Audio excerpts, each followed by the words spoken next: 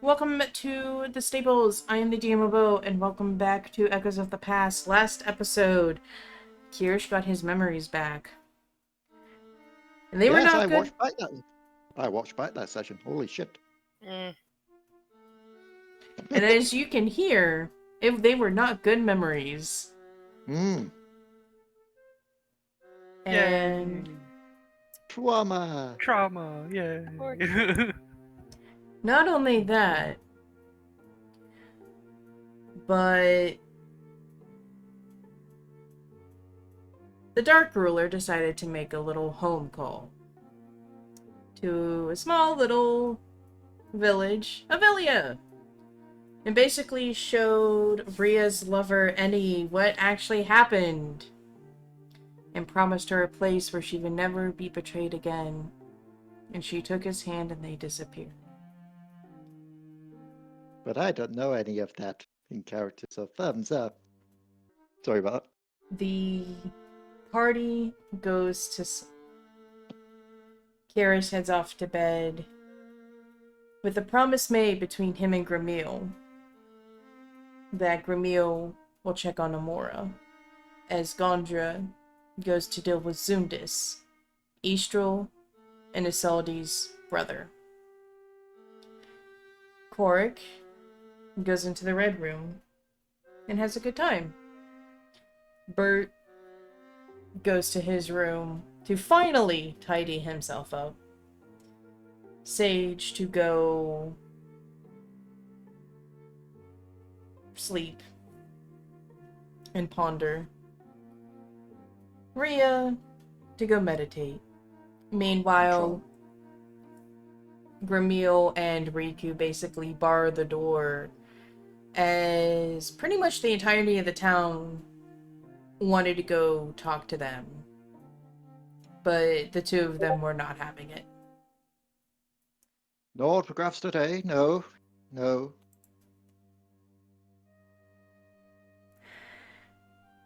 As everybody drifts off to meditation and sleep, everybody roll me will saves with disadvantage. It's a dirty 10. 6.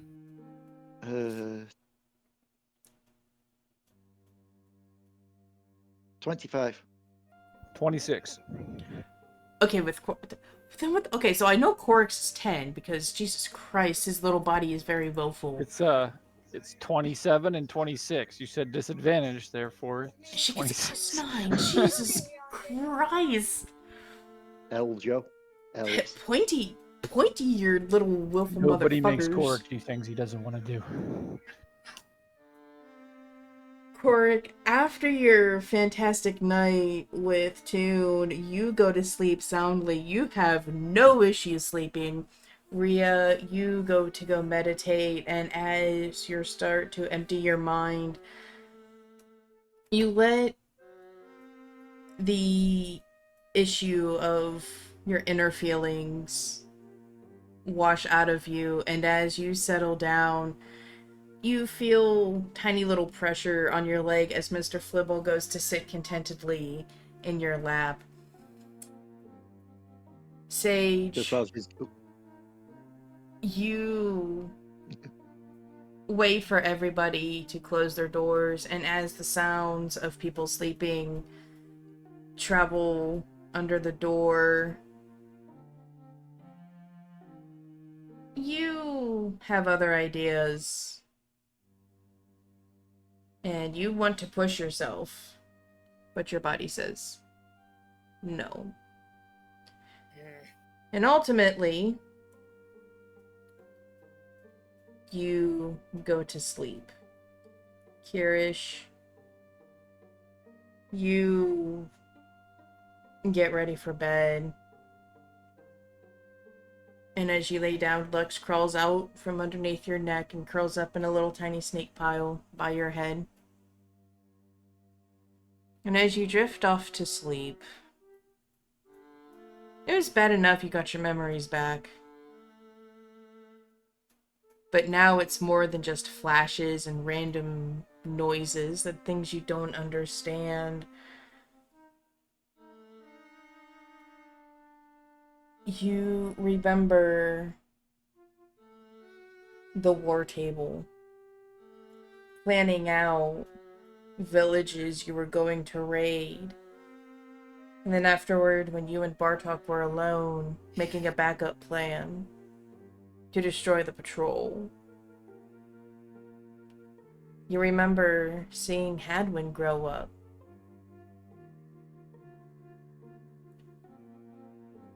You remember teaching the army your favorite spell.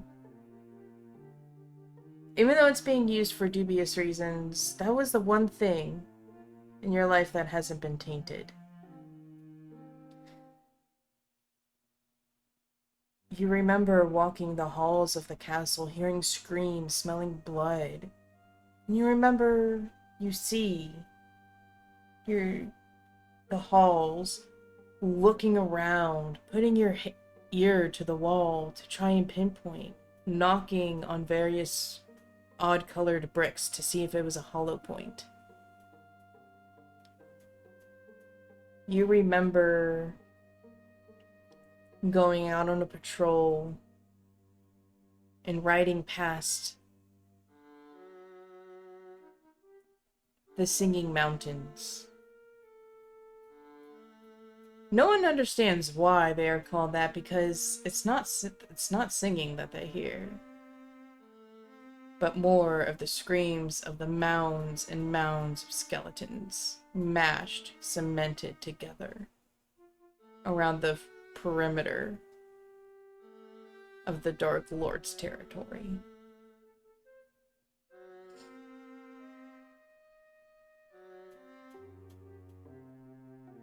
Sage is also unwillingly falling asleep.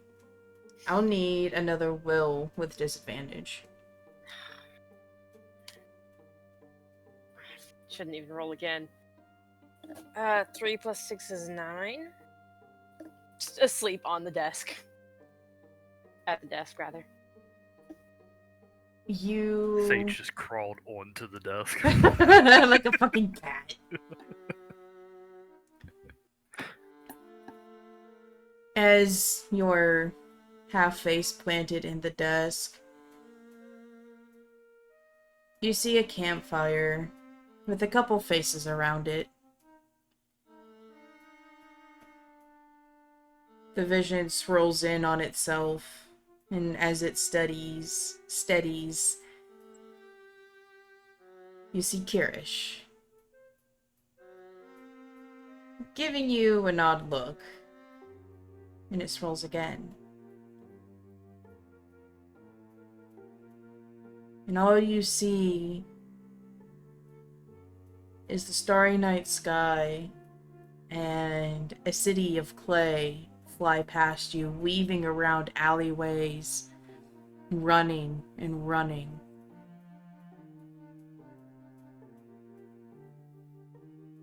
Until you can't run anymore, and the darkness consumes you.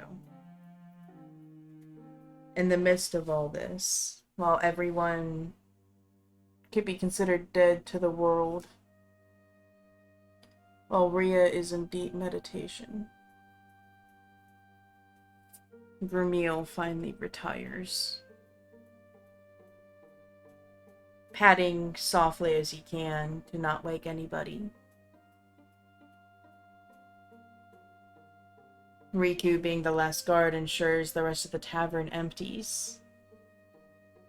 And even then, she drags the table that she and Grimil were sitting at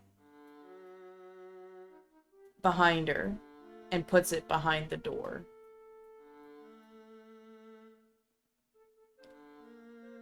She stands in the middle of the hallway, looking to each of the doors. And she pulls out her surgical kit. She pulls out a scalpel and looks at herself in the reflection. Her once lavender skin is Bit of a lilac. She's pale. Her eyes have dark circles underneath. And her usual cheery disposition has more of a serious frown on her face. In her free hand, she grasps the pendant gifted to her from Paylor at the Battle of Gula.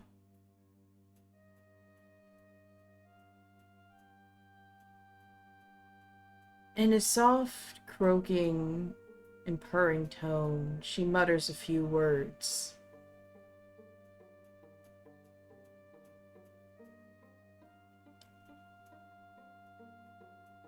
And as quick and shallow, very precise for a surgeon, she doesn't even wince from the pain. And the blood doesn't hit the floor, but instead evaporates into a purple mist. And the lavender mist flows from her open hand under each of the doors.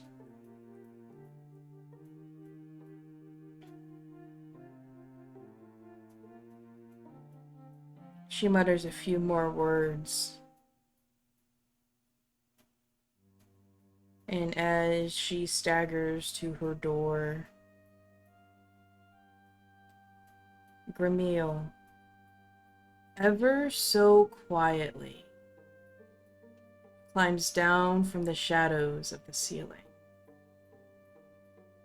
and stays in the dark corner.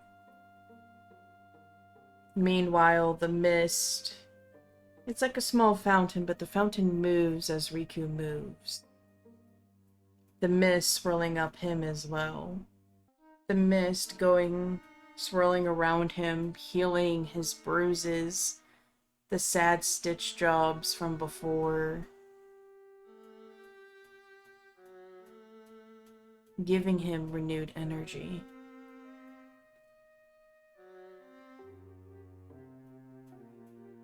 He notices Riku didn't fully close the door. He silently pushes it open and sees her asleep. But the fountain of lavender mist still going.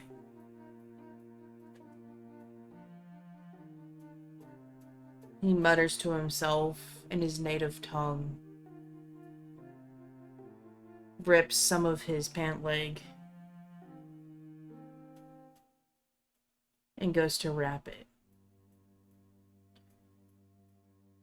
But as he gets close, a small tendril of the lavender mist comes up and smacks his hand, like a mother would to a child trying to take a cookie before dinner. Gramil narrows his eyes and looks at Riku's face. Still dead to the world. And he tries to tie it again with another smack.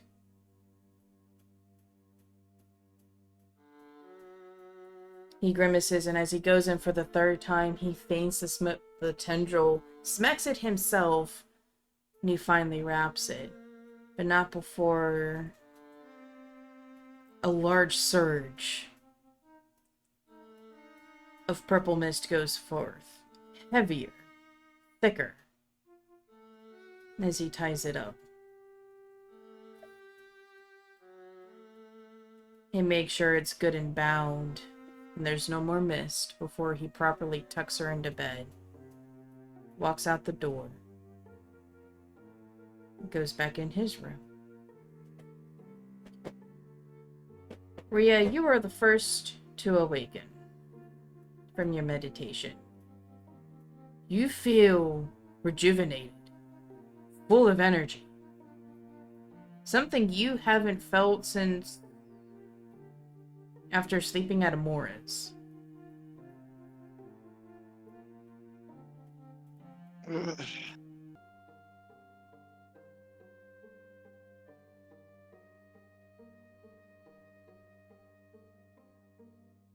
Still feeling rough, but I guess that's okay. It's gonna happen when you've been through that shit. Where's Flibble at the moment? He is sleeping contentedly in your lap. I guess that proves that you need to sleep then.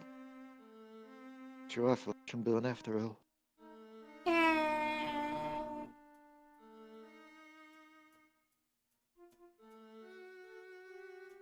Probably still asleep. I'll go be right there for another couple of hours. She's just like contentively just stroking Flibble's head as she's just talking to herself. There is happy little sleepy penguin noises. But that I want to leave here as soon as we can. Never think about this place again.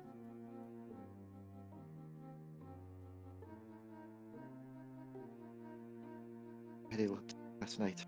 The way they judged me. They know.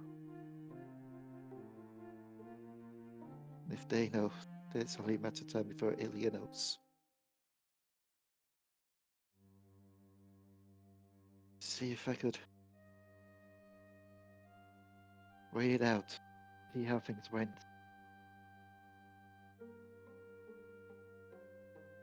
I'm not getting that choice anymore. They're taking that from me.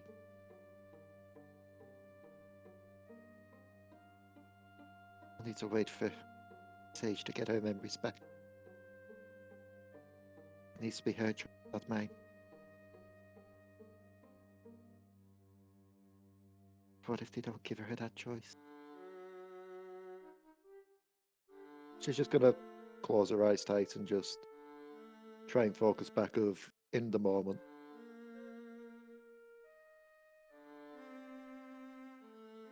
Is there anything else you want to do while you wait for more hours for the others?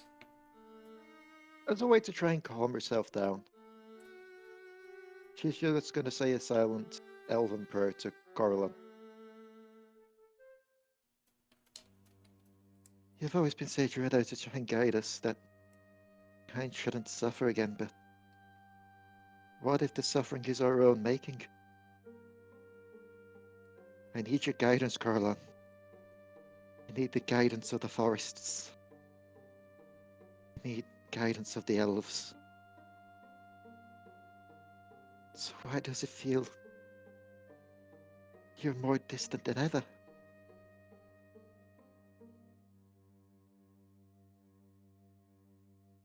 What is the sorrow?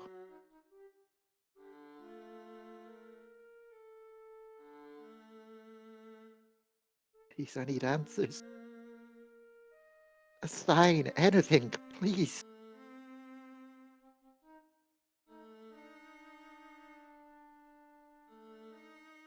And with that, she'll go into silence.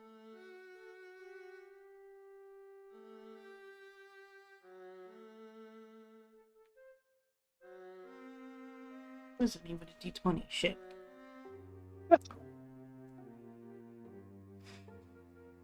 You sit in silence, and something in the back of your head. Definitely not Mr. Flibble. The voice, the feeling is too warm. And definitely not your conscience. As your inner self is everywhere. The voice seems familiar, but you can't place it.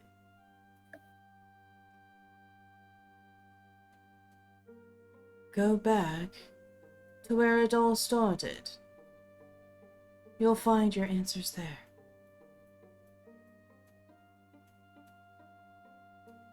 Bro, what started? All of this? To Ilya? To where my memories start up again? To that clearing? To where I confess my love? You be more clear. I need to know. It's not for my sake. and for sages, for Annies.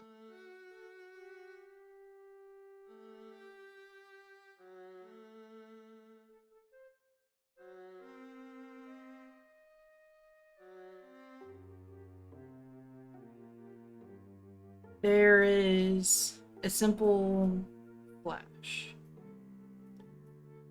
The flash of a very well-drawn picture. The picture of Gondra.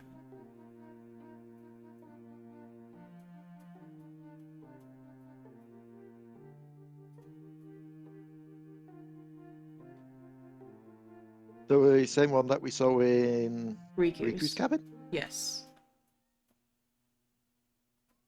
Why does Kyrish look so small in that picture? It's so... Ha.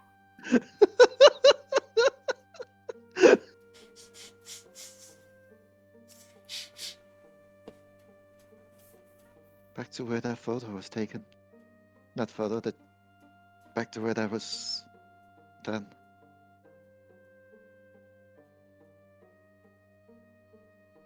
What I remember from my memories whereabouts that was, where that took place. You know, it was in broke because Riku was standing in the middle of the picture. I have to go back to Bro. Why Bro? It's still there.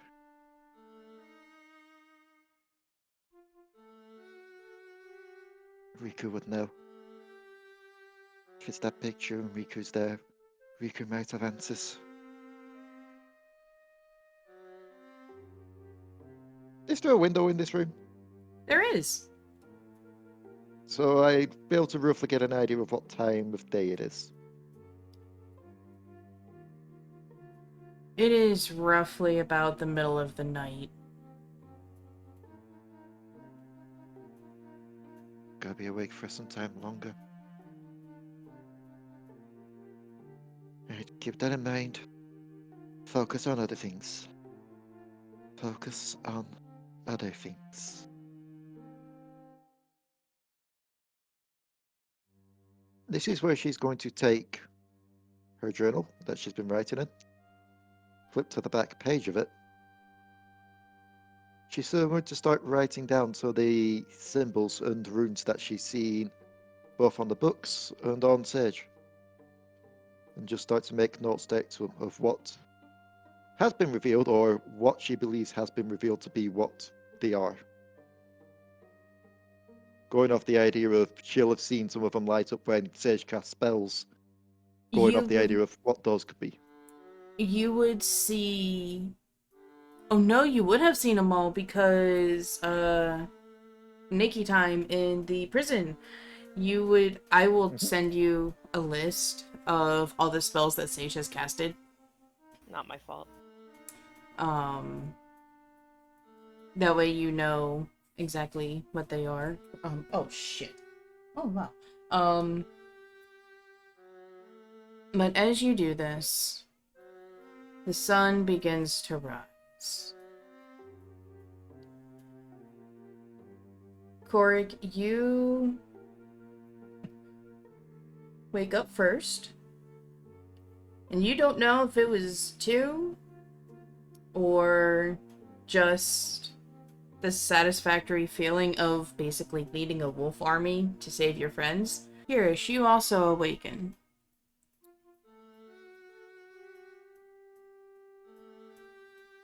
Do you awaken from your nightmares with a start? How does Kyrish awaken from his night?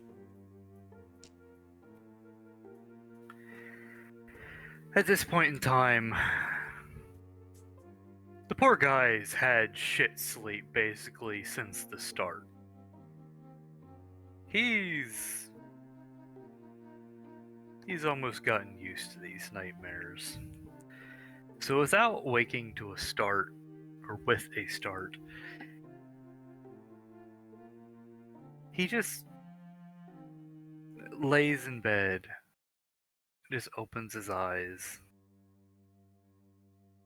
and he just starts talking to Lux. These things just get worse and worse, don't they? The more I learn, the more I'm driven, but the more I'm haunted.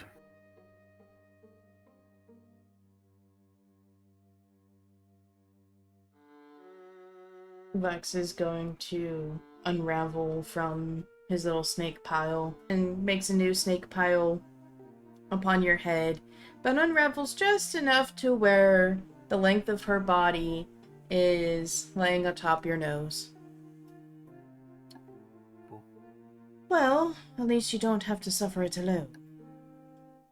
At least you have others to carry that burden with you. Because let's be honest, I can't carry much. I'm just a tiny viper.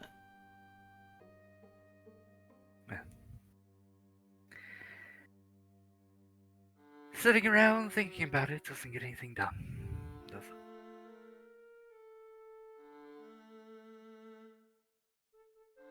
Lex is gonna stick out her tongue a little bit.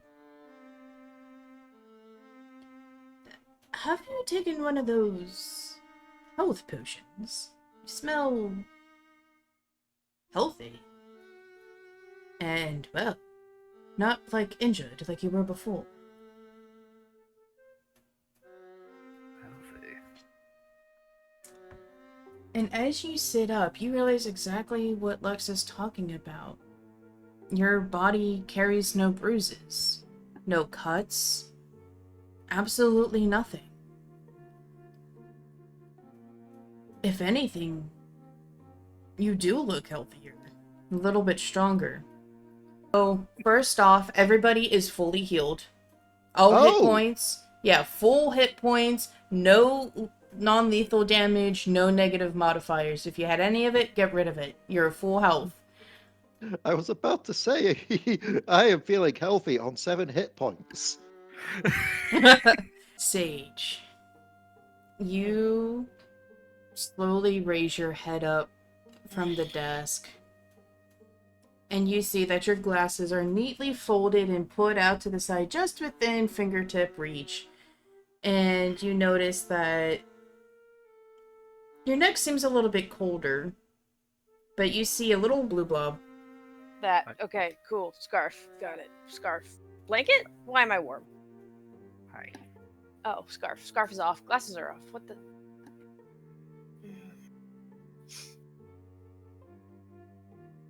Do you take the scarf? Yeah. As you take the scarf, you're disgruntled. And as you finish putting it on, Darling is ruffling his feathers and giving himself a quick preen. You know, you could have given me the decency of waking me up first, but no, you didn't. You just took the scarf. You know, that's borderline rude, you know? Just saying.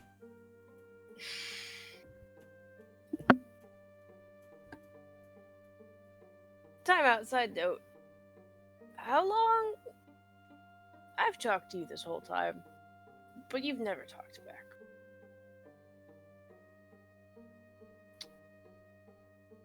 What did I drink last night? Well, you see, you wanted me to be discreet because the last time I was discreet, and he folds up his little wingtips and like folds them in on himself like bird air quotes, you yelled at me for not being discreet. So, I figured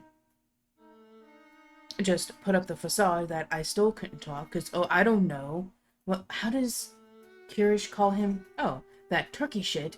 Didn't want him realize that, you know, we're going through all this and you're getting stronger again. So, why put a bigger target on your back? You are a clever bird. I give him little scritches. He fluffs up his feathers a little bit and happily trills. What time is it? Is it still night? Did I fall asleep? I wasn't supposed to fall asleep. I have shit to do. Be that as that may, Sage, we all have limits. You guys have been going non-stop for about a week.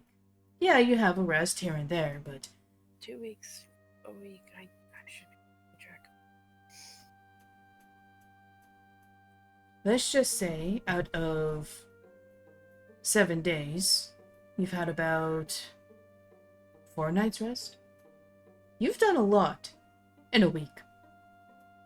And no, we're not going to count the time stop because we weren't exactly sleeping.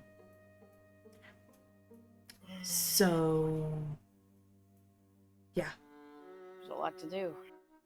God, there is a lot to do. But you also have to remember, you're still mortal. All of you. I think, I'm not sure Rhea counts as mortal. And Sage at this point is getting up and doing some stretching and gathering the notes and scrubbing the ink off her face because it probably was still wet when she fell asleep. Rhea's almost immortal. Compared to the likes of you and me, at least. Oh, well, yeah, she is very hard to kill, yes, but she's proven that she can still die. I meant she's an elf. She's gonna live a long time if nothing does her in first. Though with the way we run into danger. We all will go back to the earth at some point. Eventually, but I've got some dragons to deal with and an asshole to kill first. Have you seen Sparkblade? Where'd you go? Actually, yes. You probably too tired to realize it, but I got a new one, didn't I? I feel like I remember that. you did. You There quickly was a lot stuffed happening it. last night. You quickly stuffed it in your bag, Ah! Dig it out. and he will kind of like excitedly hop closer to it. And a little bit of the instinctual animalistic darling comes out as he caws and goes to reach for Sparkblade. Because it's shiny. My shiny. My shiny. Well, can I at least have the old shiny? Under careful observation, it is a weapon. No, it's a little toothpick. I know it's a weapon. How about later? Later. I actually... God, what time is it? Peek out the window. Dawn has fully set in. Shit. Okay. Close the window. Darling. Sage.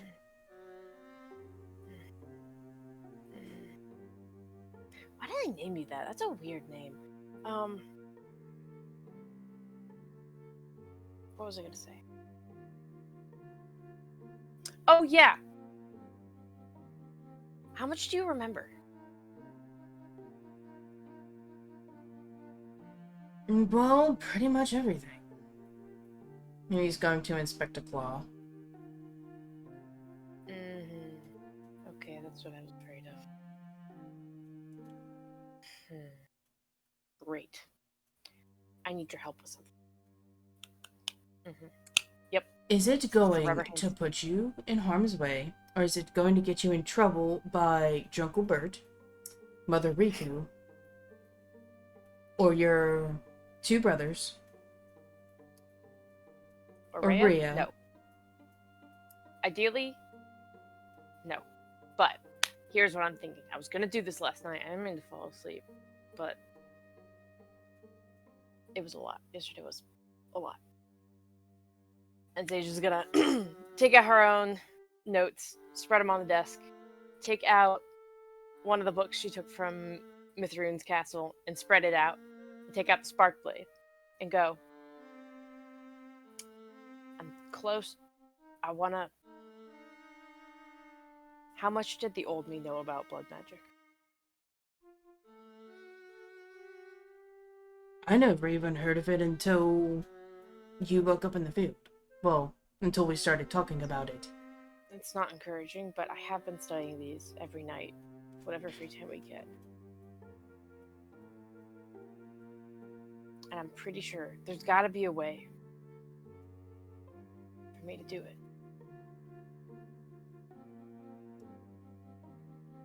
I think it's just using life force in the place of whatever we usually draw on for spells. Even I don't know, but do you really want to risk that?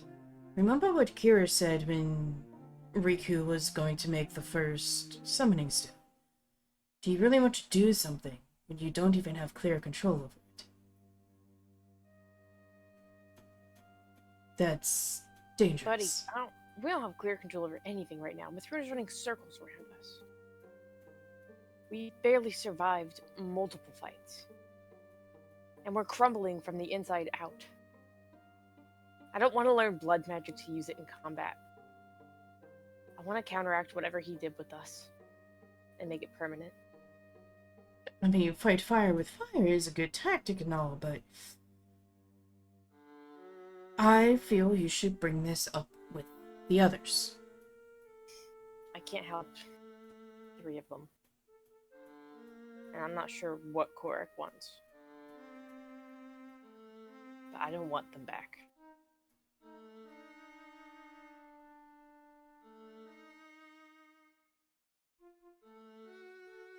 You may not have that choice. I'm a wizard. Command the very fabric of time and space. I have that choice. I just have to be clever enough to find the equation. What? And he's going to angrily stomp a claw and walk and flick his tail up. What, are you going to run away from the light? Are you going to shield your eyes?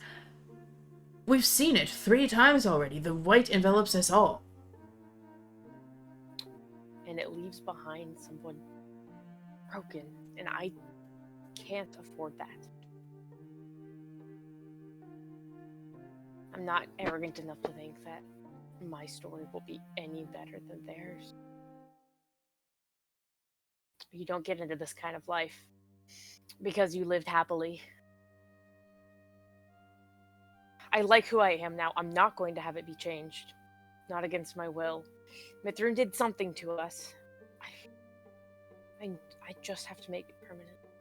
What, do you think taking Rhea and notes. Bert changed from their memories in Kyrish? Yes, they were upset, but they haven't changed who they are. Darling, I watched 3 of the strongest people I know crumble. And they've built themselves together. They've repaired something.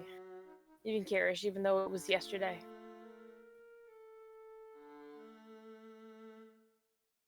I'm not that strong. Because they are not doing it alone, Sage. They have everybody else, you included. You are not alone. No one walked away when the others crumbled. In fact, you all banded together and stood in one place. They are going to do the same for you. They might put you in another shame hole. Who knows? But they will always have your back. I should have. Stop talking.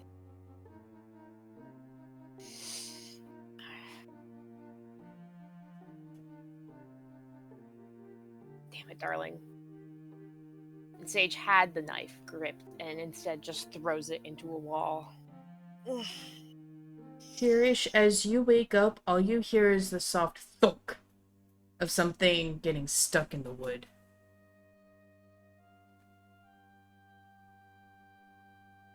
Boo! Sounds like somebody's awake. I hate you, Bird. I didn't Hey. do it. But if you're going to try and do this alone, I highly suggest against it.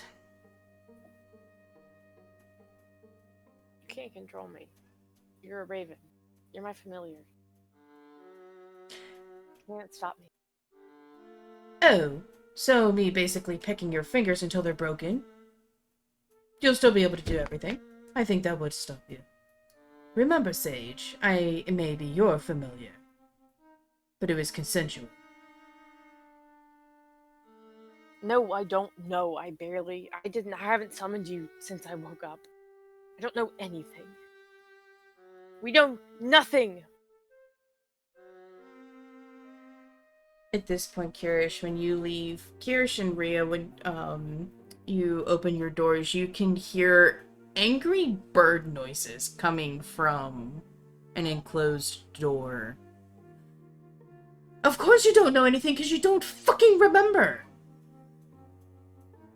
I get that you were trying to fix everything and whatever, but sometimes maybe your memories might actually help you. From the beginning... What if they break me?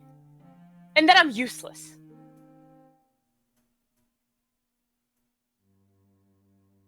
See, that's Rhea it. will start. You keep thinking of you, me. I have to do this. I gotta do this. I need to rush. I don't have time. You have been thinking on the you. You have not been thinking, how can me and my friends, how can we do this? Rhea will peek her head out of her own door, just to make sure the coast is clear, before heading over to Angry Bird Noise Room. Because I'm assuming that Sage is also speaking bird at the moment. You hear a sage pitch leveled cawing and squawking, and you also hear a normal raven calling. And as Darling finishes his outburst, he's going to fly to the handle. Darling, don't you... I'm not done with you yet. This isn't a me thing. This isn't a... He could come at any time. I am a ticking time bomb. I have... He already has, Sage. He already has come because you had to push him and say, you don't do your own dirty work, and he fucking came to Liba. So, until you calm down and get yourself out of this I am a solo person, traveling with random adventurers mindset, you need to stop. And he's gonna put one claw on the wall, and he's gonna put another one on the doorknob, and he's gonna twist and open it up, and Rhea, you are met with a very angry flying raven who is cawing out loud and flying out through the door. And then you hear, who the fuck put this table up against the door? I'm not that strong enough. What the fuck? Rhea's just stood there in her sleepwear, then just... You know, if it wasn't for the fact that I saw Kyrish hissing to Lux last night, this would be weird.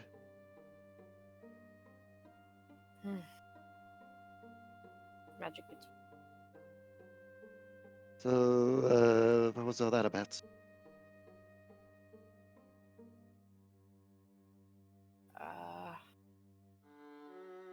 Sage doesn't respond. She just goes and pulls her dagger out of the wall and sticks it in her belt. Darling Better with the aim of that. Darling will respond with, she's being a fucking asshole, that's what.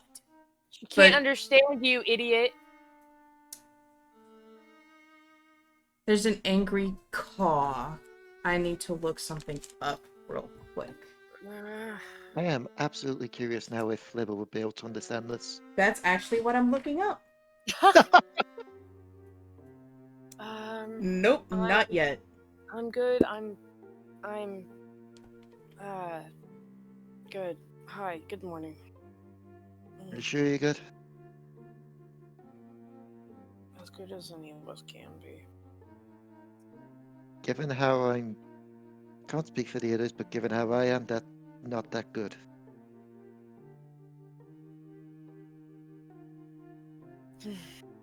I'm good. We should food and then move on.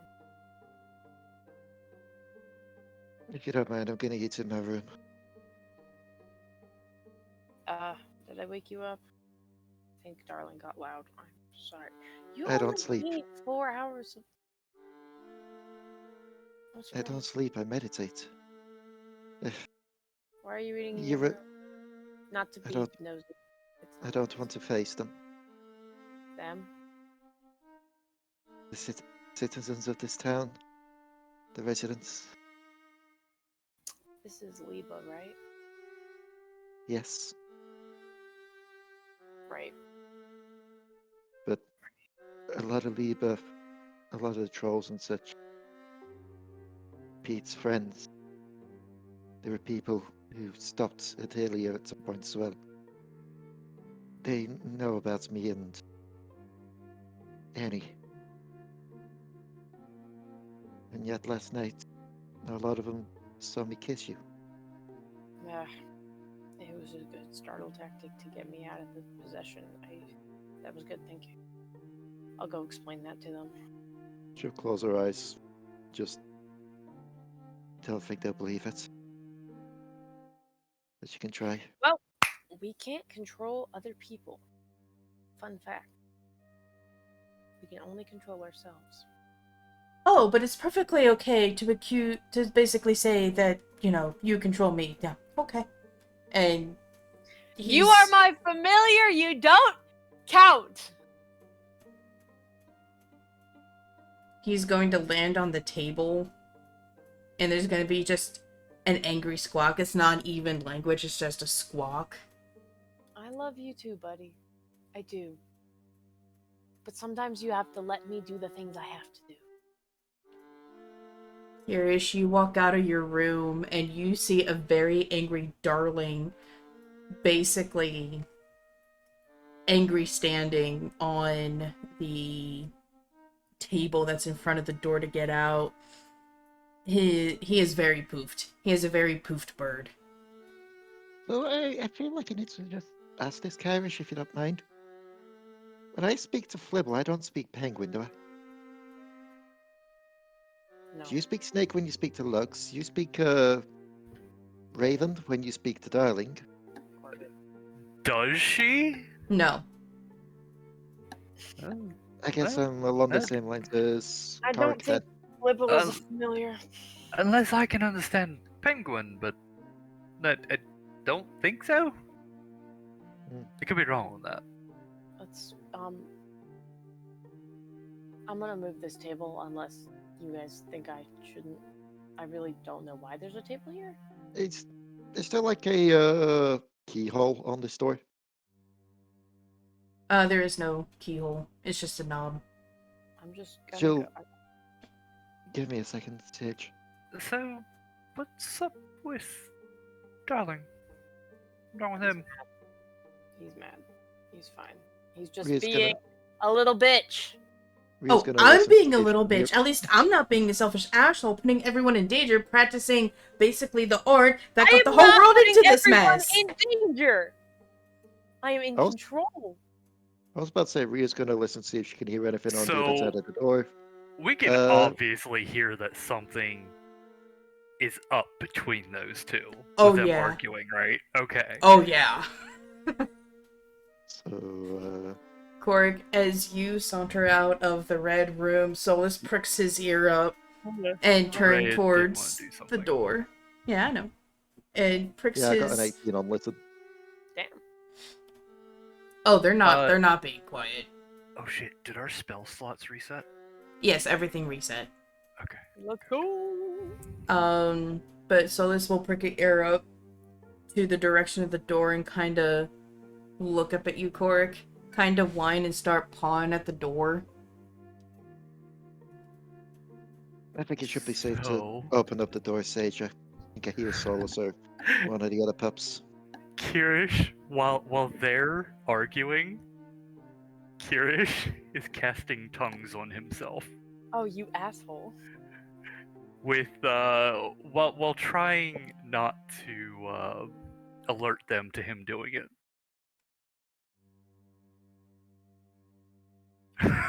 Lux will kind of slither off of around your neck, and you feel her through the outside of your pants, feel her go down, and she starts crawling up the table, and Darling will look. Can you believe this shit? Can you believe this actual shit? I don't even know what's going on. Like, you are so upset. I've never seen you Did this you upset. guys talk to each other?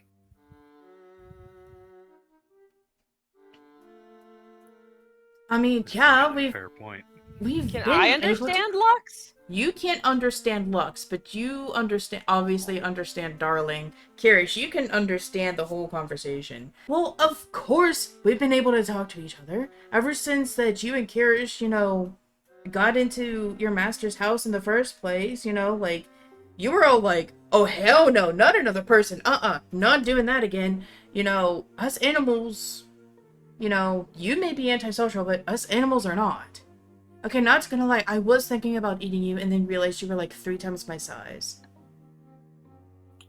But you actually became a really good friend. Well, I would hope so. You're adorable. Really adorable. But between us? This is between us. I don't want you gossiping with your little familiar friends, okay? I know what I'm doing, and what I'm doing is perfectly safe. He's going to call in laughter. Yes, perfectly safe. Yes! Yes, okay, says the one who gets possessed and basically That's what I'm trying to prevent!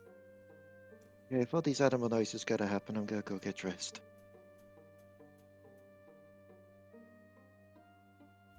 Lux is going to crawl up around Darling and make a loose little circle around his neck and rest his head on top of Darling's.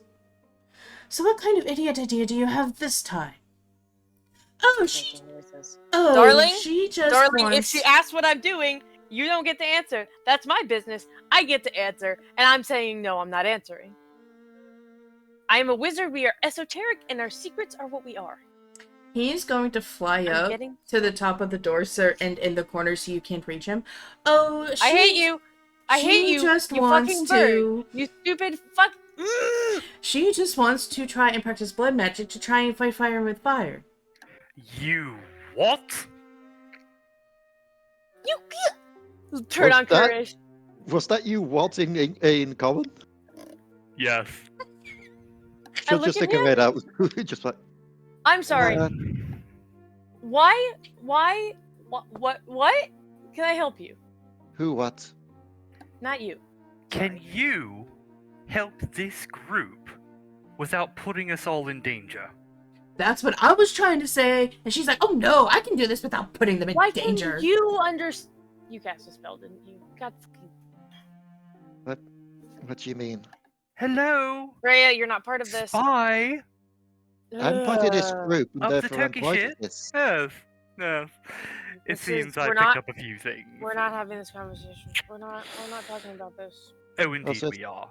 Oh, so if no one's going to move this table, Rhea will move the table and let Solus and Korric in. I was gonna say at this point, Solus starts hearing the raised, angry voices, and I need to make a note of that. Well, and he's going to raise his hackles a bit and start growling. And Korric is everyone else here? Is it just Rhea and Sage? Korric is on the other side of the door with Solus cueing him in on, like... Okay, so they're, like, listening in. Caution? I guess it would be, like, caution, or... I don't know how to emote it through emotions. I guess it... Basically, Solus is like, hey, high alert. Bert is going to rip on his door. What the fuck are you motherfuckers yelling about? You realize how early in the morning it is? I haven't even had my ale yet. This is arcane magic business. Everybody who's not an arcane magic caster can go away. It isn't, Sage. This is ridiculous. You don't get to judge me. You want us to trust you? When you shouldn't trust me in the beginning. I'm trying to fix that. Do you know why we can't trust you? Do you know why? It's broken. The circle of protection. I know. No, it got healed. No. It's not. It's not even the right one. Sage. Great.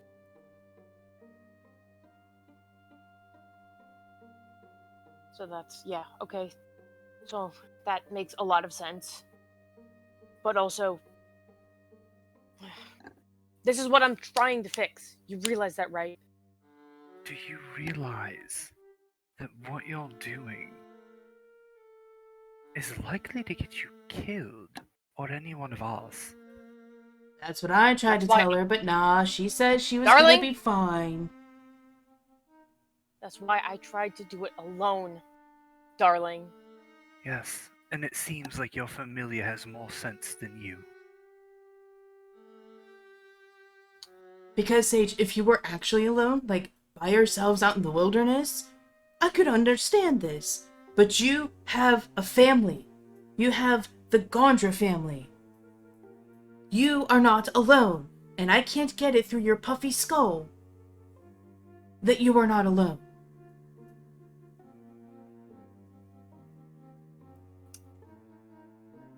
If Maybe you I wish to be alone that badly, Sage, then kindly leave us out of it.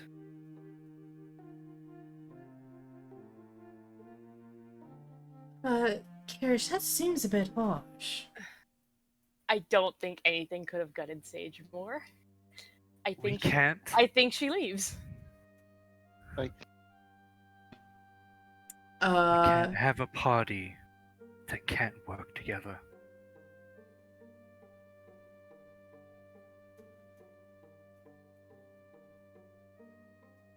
Yeah, Sage just exits. As you open the door, there is a Soulless with hackles still raised, and a Korric standing in your way.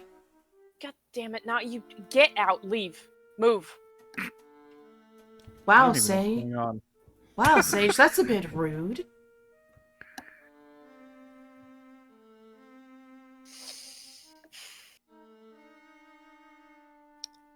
I would rather not expend a spell slot this early in the morning.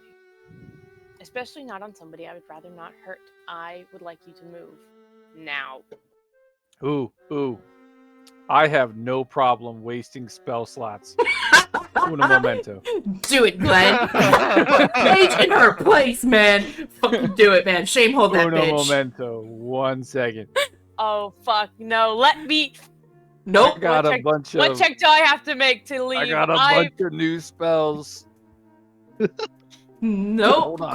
Korric goes first. Because he is responding to your please move.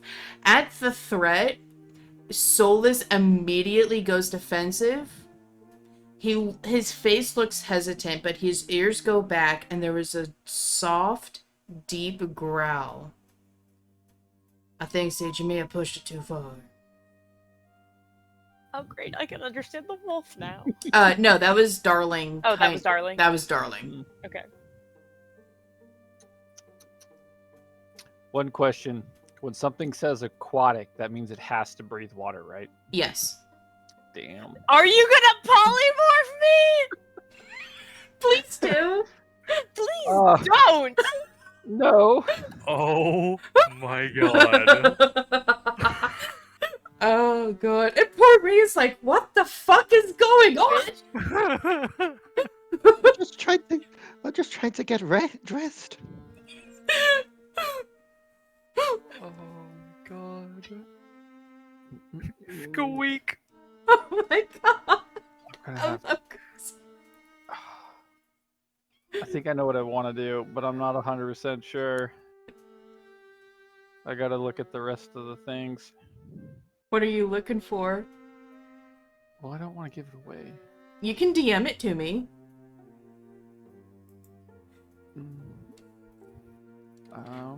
Not yet.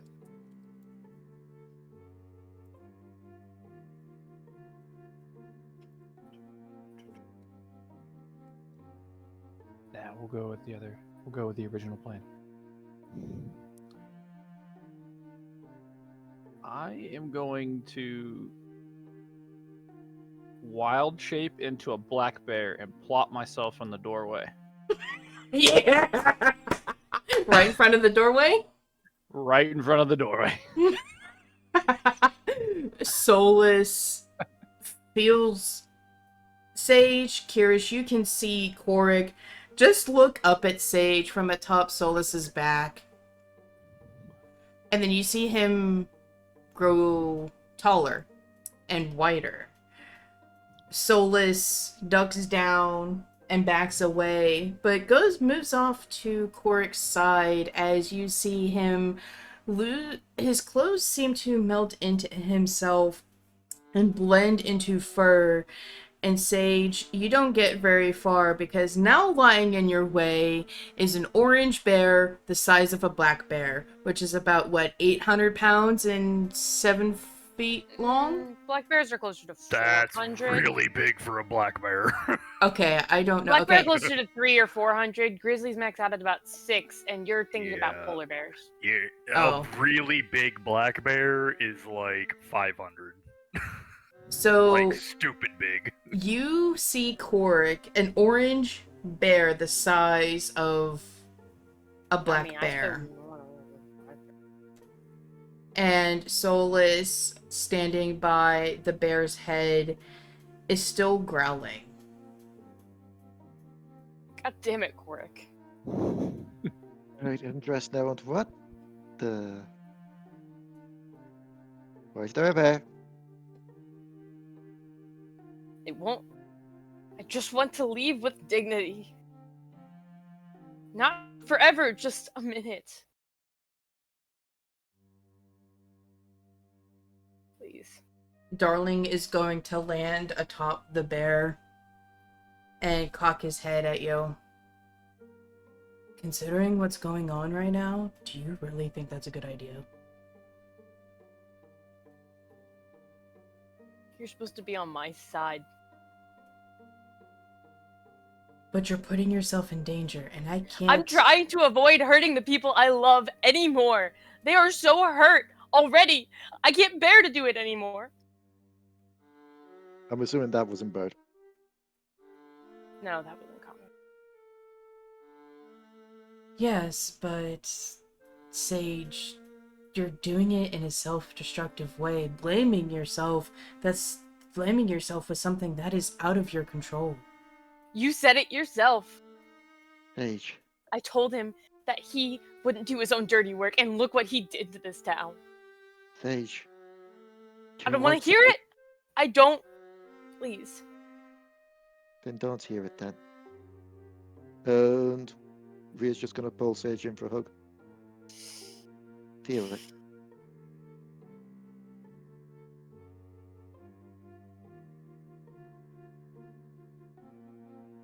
I don't blame you. I don't blame you wanting to be more powerful. I don't blame you for trying to find the easy solution out of this. But we need to be in this together. All of us.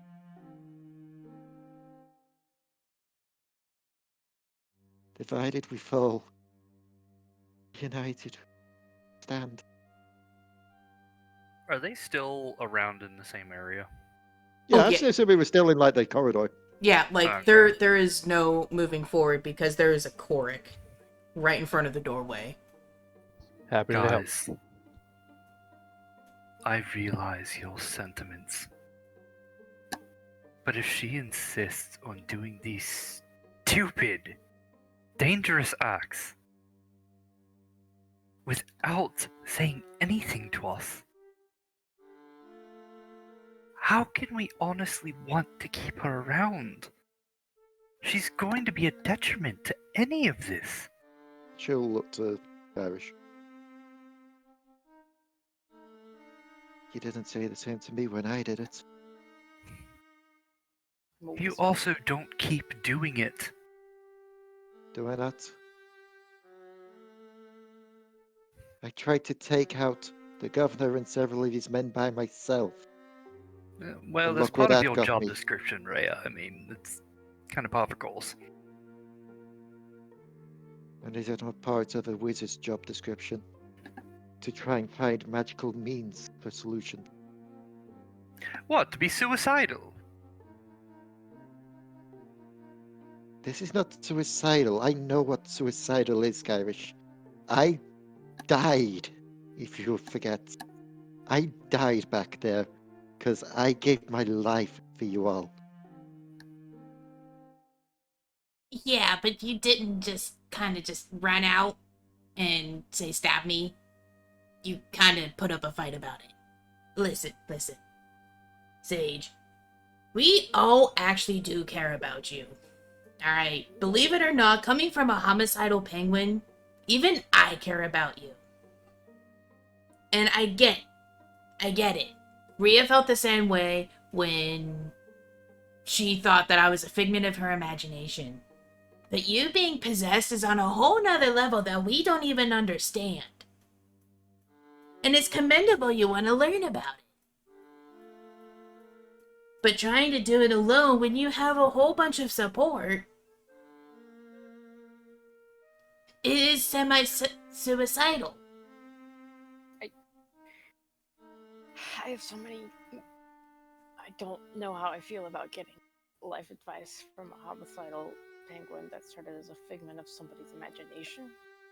Actually, I'm just the well, I guess now physical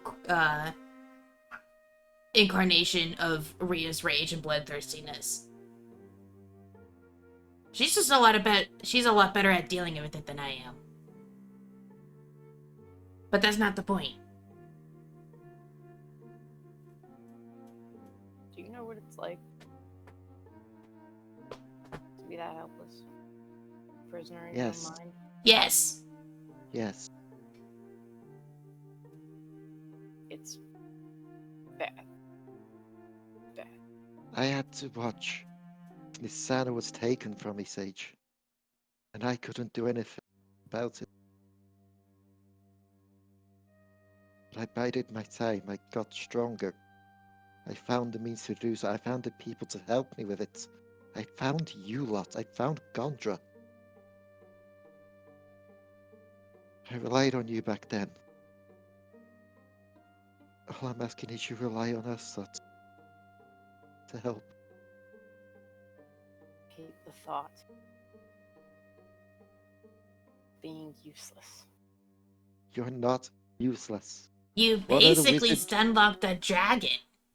I was about to say, what other wizard do you know that quite literally throws a dragon in its place with colors alone? Who was the one that rescued us all back then in the torture hut? By free. You're not useless. I might be. I once is an anomaly, twice is a coincidence, and 3 times is a pattern. We're going after another dragon, and there's basically a 50% chance.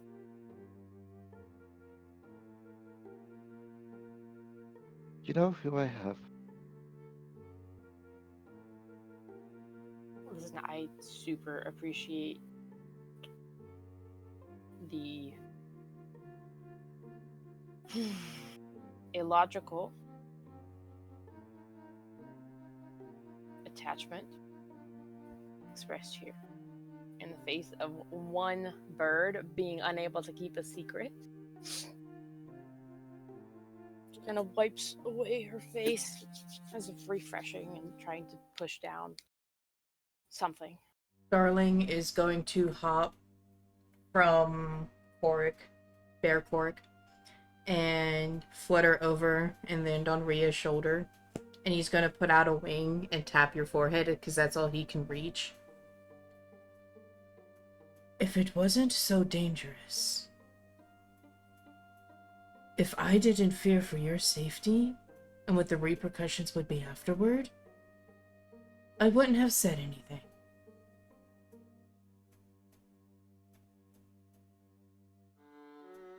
The only reason I didn't want you to say anything is because it's Kyrish's turn to deal with shit, not mine.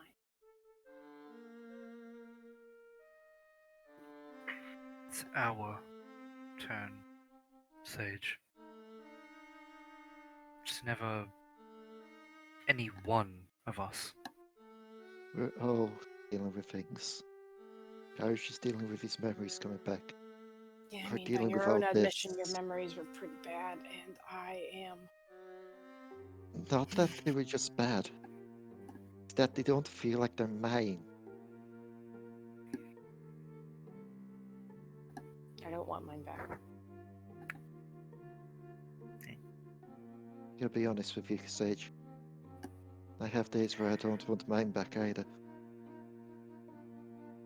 No, Sage, you.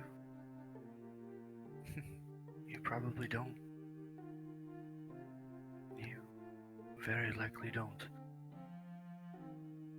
And he's gonna look away.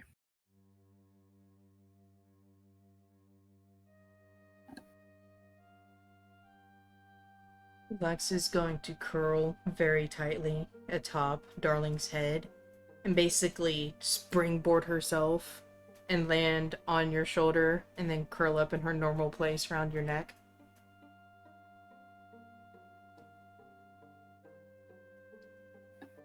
None of us want it, but it's the hand we've been dealt. Can either keep running from it, hiding from it, keep denying it. We can use it. That's the difference between me and you. I have no problems being a coward.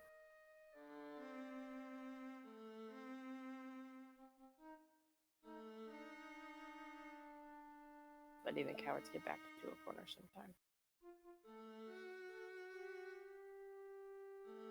I promise I will not attempt anything potentially dangerous without first notifying one of you.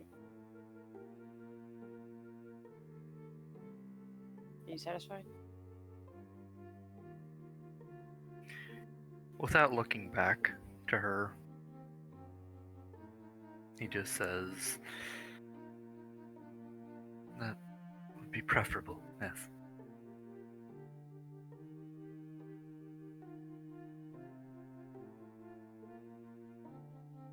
And Kyrish?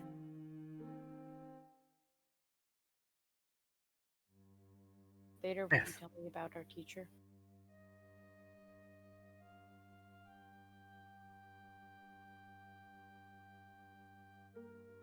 There's many things I need to tell you about. Korric, will you please move? I'd really like some coffee. Oh, I just realised. How much is Korric blocking the door? Like, You can't... How? He's blocking half of the door because I realize he's laying down. do we see anyone else beyond that door looking in? Uh-uh. Oh, interesting. Reroll. Let's Edge go then at this point. Thank you. That Um, was bad. I will move out of the way. That was bad. As Bert Korric shuffles out of the way, Solus is going to give Sage a very... not challenging, but a very, like... I'm watching you. And he's going to follow Korric and sit down beside him.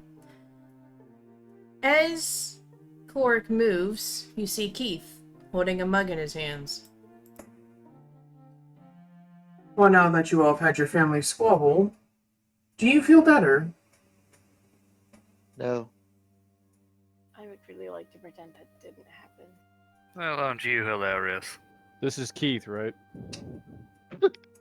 Yes. I'll just make a roar, bare eyes roll a little bit. Get it away. Rawr. Do the boy. Do it.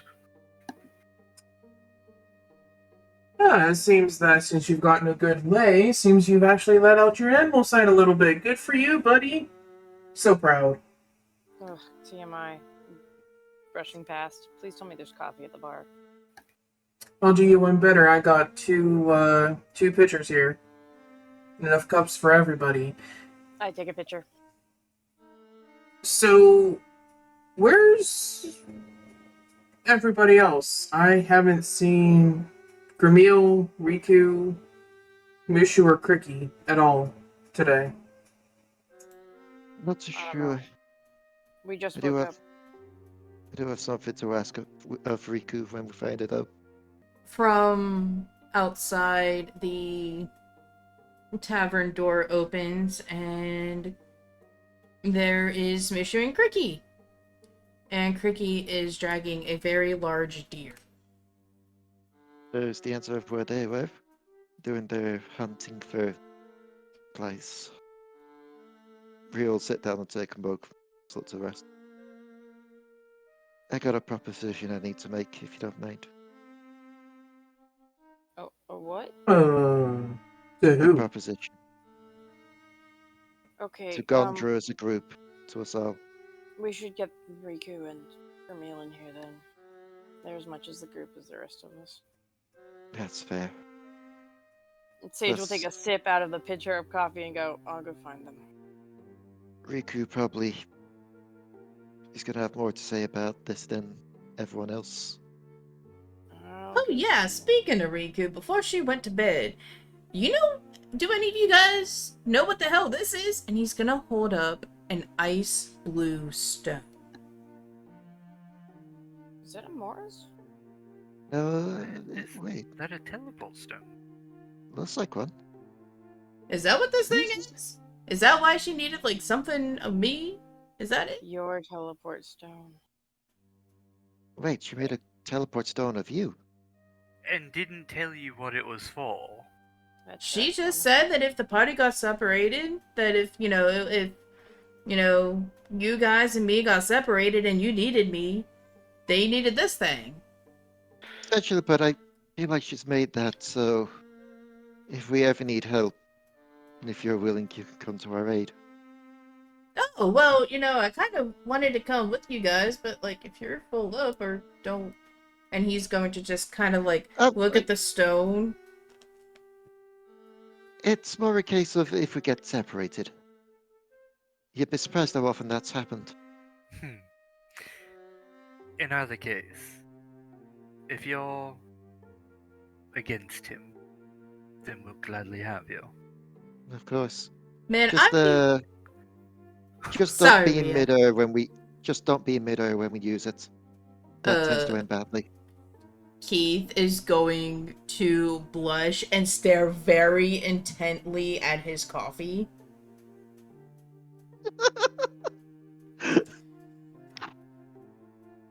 But, yeah, I mean, I already lost contact with Bert and Korric once. I am about to do it again. You got pockets on there, big guy? Or do I kind of have to wait till you turn into your little self again? As he looks to the bear. It's a marsupial bear. He's just gonna roar. Okay. Small roar, and then that's Oh it. god. I need to find a bit- Alright then. Come here, Solus. I'm gonna put this, ooh, I like this gear you got on. Very nice, my boy. Very nice. And he's I'm gonna... gonna go find our 2 missing members. Have fun. He's gonna walk over and put the summoning stone in a small little pocket that is by Solus's shoulder. Alright, Kyrish, don't worry. Solus is holding it, so if you don't remember where it is, blame the dog. And Cricky and Solus are both gonna bark at him. Look, I don't need sass from both of you, okay? And Sage, you go in. There are 2 closed doors, one on the left and one on the right. When in doubt, left first. You knock on the door and there is groaning. Yeah, I'm up. Totally wasn't just sleeping. I'm up. I'm coming. Conjure meeting, main room, there is coffee. Oh, thank the gods. I fucking need it. You would not believe the fucking people. And you're gonna see him, and he has a simple tunic. Sage, roll me a spot check with disadvantage. Yeah! Dirty 20 at disadvantage. Damn! Alright. You notice that his pant leg, his clothes are rumpled. He slept in his clothes. But you notice that one pant leg is severely shorter than the other. Where the pant comes to mid-calf, his left leg pant only goes down to his knee. You get attacked by a coyote last night? Huh? Oh, that must have been when we got attacked. I guess yesterday. Or was it the day before? Whenever we were attacked and put in the torture hut. Well, pretty much attacked every day. Okay. Good point. But Yep, yeah, it meeting. probably happened then. Yep. Alright, I'll get Bye. it. I take a sip of the pitcher of coffee and turn around and go to the other door. Jesus. Good God. And Korric, Leigh, and Kyrish, you see Gramil come out. His wounds have also been healed, but he looks ragged, and you are very able to clearly see the pant leg difference as you are further distance from him. And Keith just raises an eyebrow over his cup of coffee. Sage, you go knock on the other door and there's no answer.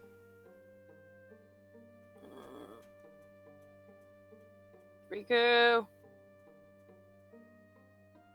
No answer. I try the knob. It's open. I go in. Riku! Team meeting. Suffer. Riku? She doesn't respond.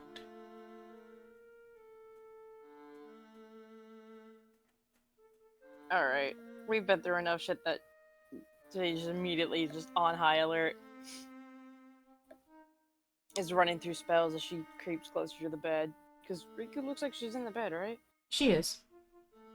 Mm-hmm. She looks like a little cocoon, a little frog burrito. But you can't tell if it's the thickness of the covers. But you notice there's not any movement in the bed. Riku?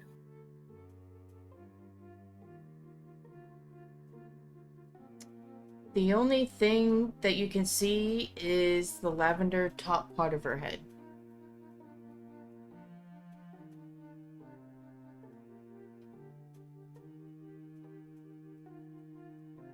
I give her a shake. A shake? It's cold. Oh.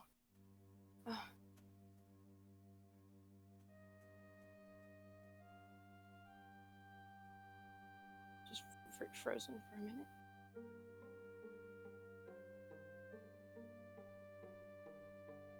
No, please no, please no. God, no. Riku, wait, hey. Hey, we gotta... We gotta... I shake her again.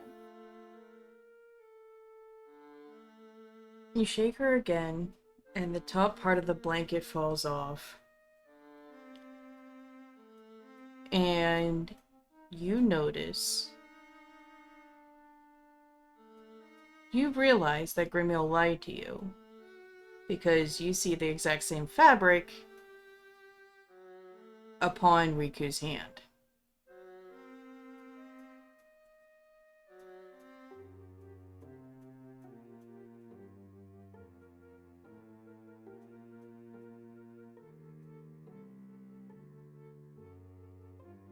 And there's no pulse.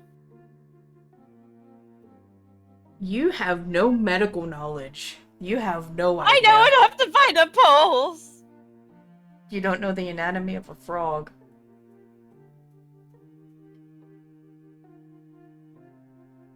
You're not a frogologist.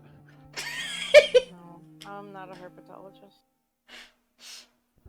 Korric could find it. Darling... Jesus Christ.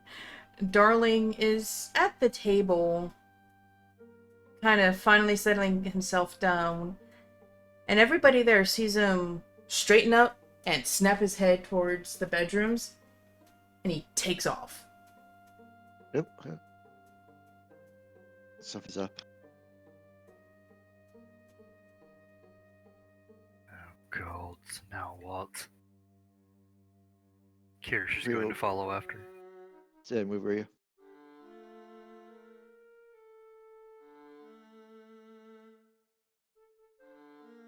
Mushu's going to awkwardly stand next to Solus and look to Korric. What's up with the boat?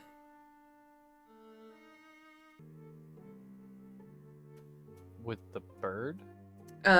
Darling basically was about to get settled on the table and then just stood straight still, snapped its head towards the bedrooms, and flew off. Korric in bear form would have probably heard what's going on because bears can hear better than people. So then he'll just follow the bird. As you go to follow, you're too big to fit through the doorway. Ah! I can't suck it in, can I? No. Dang it. I guess I'll unwild shape. You go back to Korric, and Solus is right there, ready to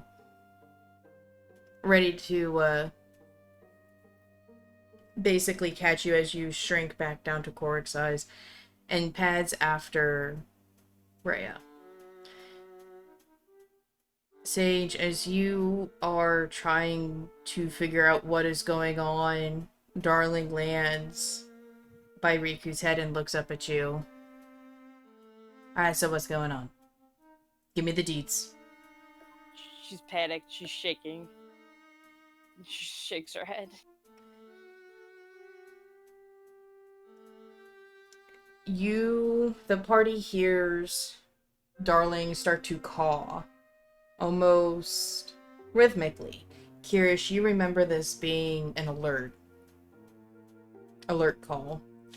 Bad things call. And Lux worryingly tightens around your neck. Oh no. He's going to quicken his pace. What's up? Something's wrong. Shit. You walk No, no, no, no. in and you see Sage panic shaking. You can see different parts of her body start to light up in purple, but quickly diminish. Darling kind of looks down at the bed, looks up at you guys, looks down at the bed, and kind of impatiently hops with a sharp claw.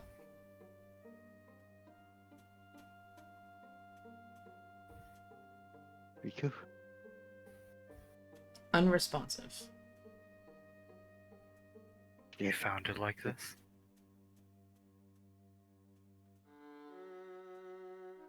Sage?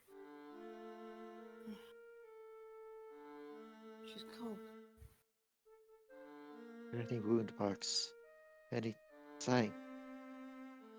Yeah.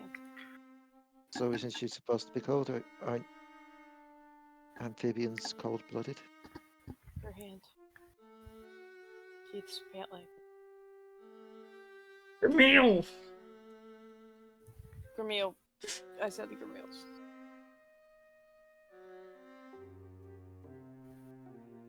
Turns out no, it is Keith's pant leg. It's just Meals wearing Keith's pants.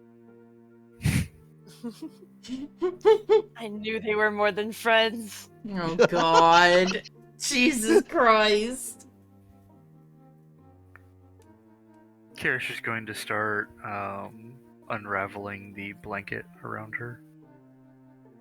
She is a ragdoll within the blankets. Yeah, shit. Lux comes down and off of your arm and tries to support her head. She is a bit cold. Considering us, well, reptilian amphibian folk.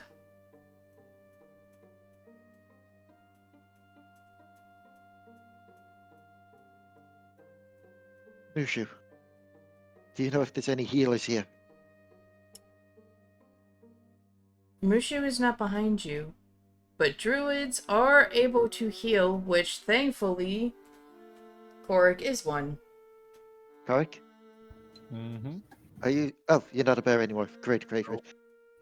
Given that you helped Sage before, I'm assuming that you can help me out here as well. Can you heal her? She's gone. Yes. It happened again. She's not gone yet, Sage. You're not all... Is there not an aura of magic or anything then if there's no wounds? Death is Darling. Darling is going to hop around. Kyrish, as you unravel Riku from the bed, you notice that she's in the garb from when she casted Turning Consecration. The garb gifted to her from Pelor himself. But she seems a bit smaller. It's like it's one size too big.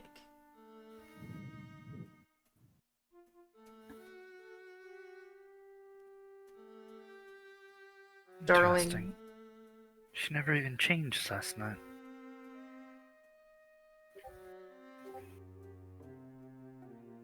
Why didn't she tell us? Something was wrong. Maybe she didn't know herself.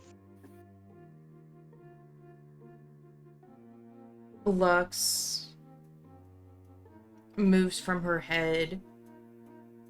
And Kyrish, you know this as you've been with Lux, but it's predatory behavior. It's when she goes on the hunt for something warm. Because she starts at her head and starts traveling. And going across over her arms. And Darling picks at the bandage around her hand.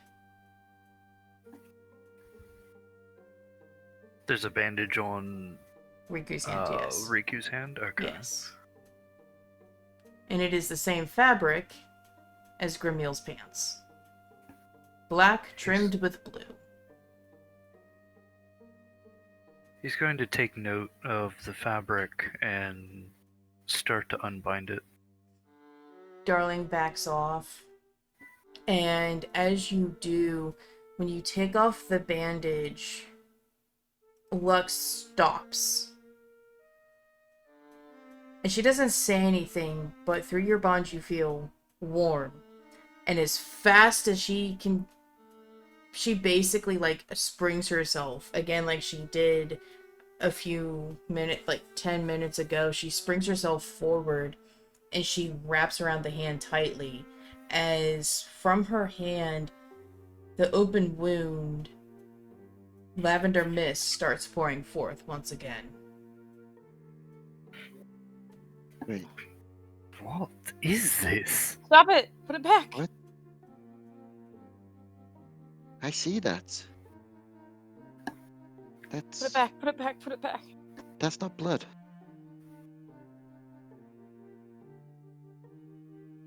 Can't be good. It's not her magic aura. It's a different color if I recall anyway. Riku is lavender. Oh, It Th- looks like her that's- magic. that's her magic.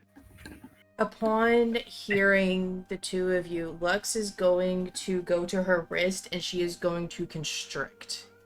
And as she does, the lavender mist lessens. Wait, Is she leaking her magic? I think it... Kyrish. I think that's I- blood magic. I didn't do it! I didn't do it! If you did it, it would be your aura. You did It's this her yourself. aura. She's She done blood did- magic before. She did this herself, but why? No. It has to be something else. Rhea is going to look around the room. See if she can find any other traces of this.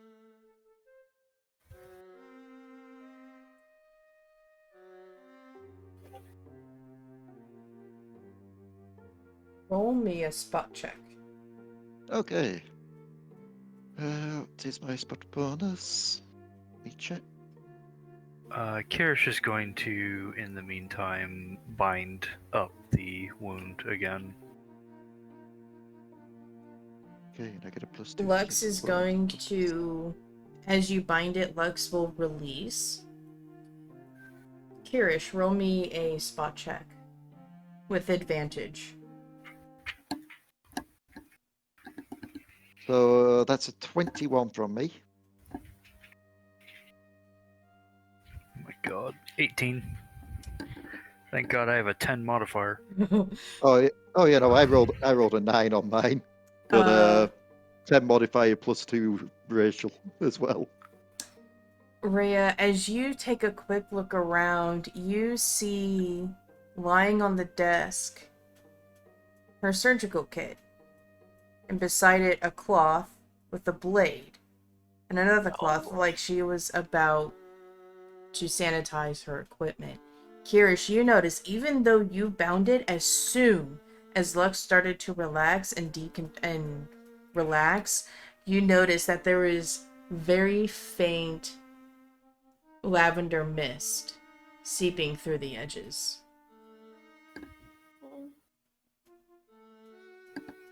Sage! Can you dispel it? The magic? Yes! Clearly did this to It herself. looks like a cut. She did it herself. I can try. I'm not sure it will do anything. It must do something. I will try spell magic. I think she, by the looks of these being laid out, she was going to try and stop it herself. She must have dug too deep. Pulled too much out.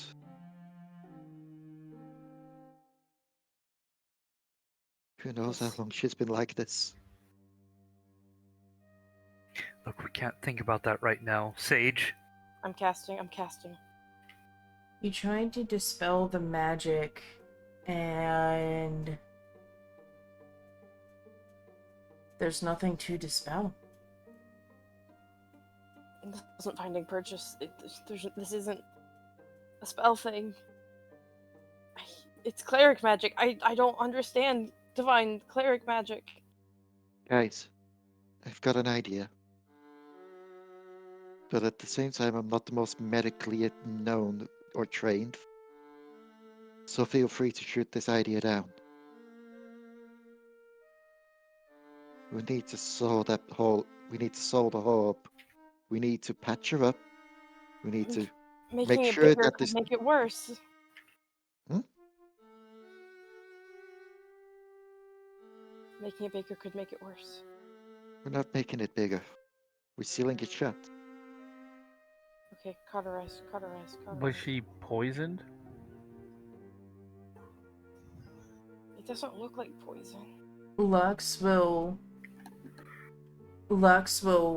venture forward, stick her tongue out, and shake her head no. Okay. We need to I pull out Sparkblade. clean, cauterize, stitch. Basically, if we can stop her from bleeding out her magic, I then would we like can to focus on use- healing her. I would like to use my magic to heat my blade.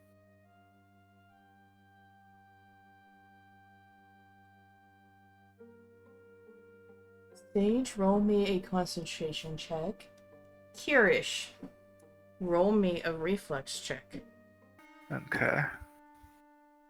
I got a 23.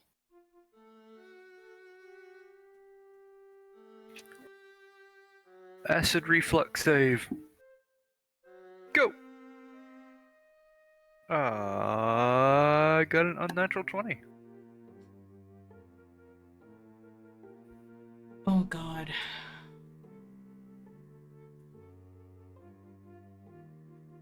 Your notes about Lux, that's under your notes, right? Oh goodness. Yeah. Looks it. Cool. What's your dex modifier?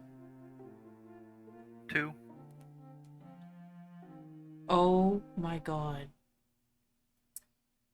You look to Sage, and out of the corner of your eye, you see Lux get a little bit too close to the bandage. And just as you are about to grab her, you grab the very tip of her tail as her nose gets to the leaking mist, and she breathes in and she freezes. Lux.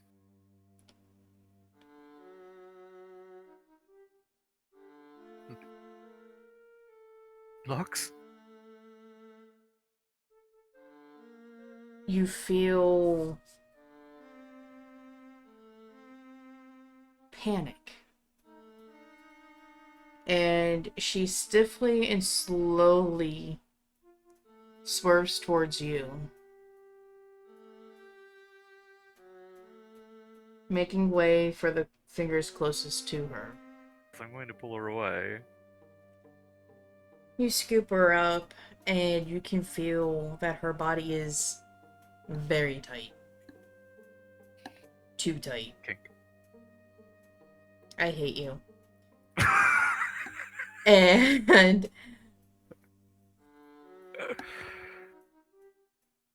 she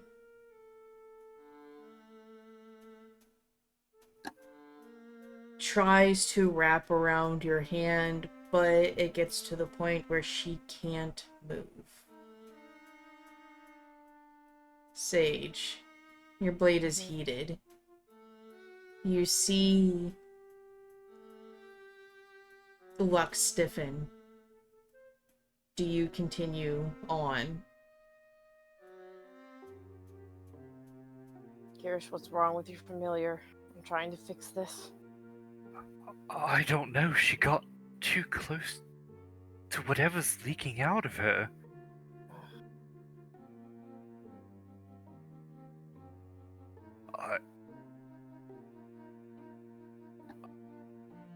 I don't know. Just if you think you can seal it, seal it.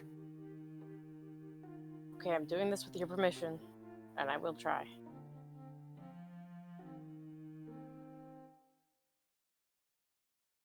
Do you undo the bandage? Yes. Actually, can I dispel Lux?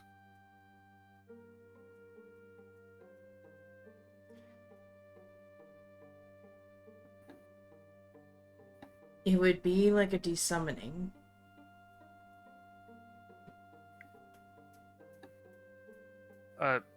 Okay, so what does that mean? So basically, you're dismissing Lux, like you would in normal summon monsters. Yeah. Okay, and I'm assuming that Kyrish would know that by doing that, it would basically be like resetting her. You don't know that. Kyrish wouldn't know that. Because Have you tried switching your look off and on again? Oh my god. Can I take a It's better knowledge because it's arcana? luck. Yes. Can I take a knowledge arcana? Okay. Sage, you go to... As you undo it, the lavender mist spews forth again. Do you hesitate at all, or do you just go straight for it? Straight for it. You straight for it, and you hear and smell the burning of flesh as it seals. But it is Sparkblade after all, and small jolts of electricity start going through Riku. Oh shit.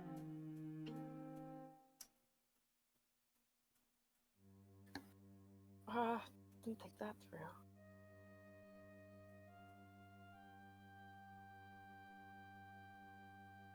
What did you roll for Arcana check? Don't even bother. It was 6. Because You- of course it was. You don't know what will happen to Lux if you desummon her and you hesitate, but the intention is there. She knows that what you're thinking. And with a tiny little bit of energy, she makes way to your thumb. She opens her mouth. She doesn't bite you, for her fangs are over your thumb. This is Lux basically saying, I'm not going in. Something that she's done for you multiple nights where you thought of giving up during your time at Death's Hall. And as she does, the bond, there's a slight emptiness.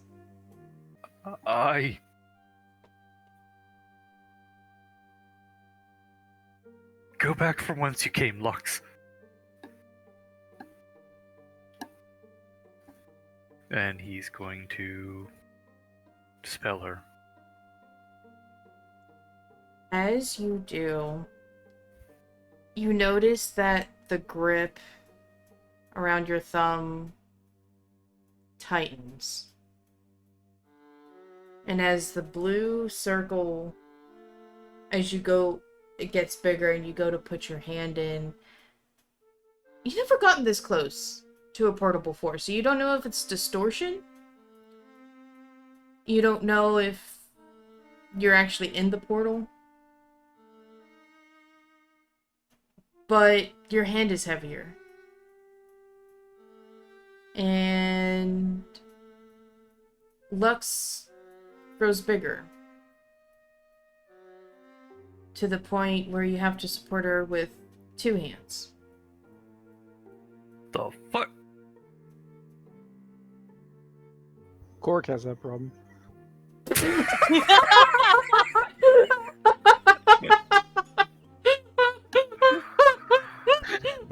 God. Oh, I missed all that. I had to go to the King. bathroom, so I just sat down and all I heard was with 2 hands. I'm like, yeah. Fucking love it. Oh my god. Oh.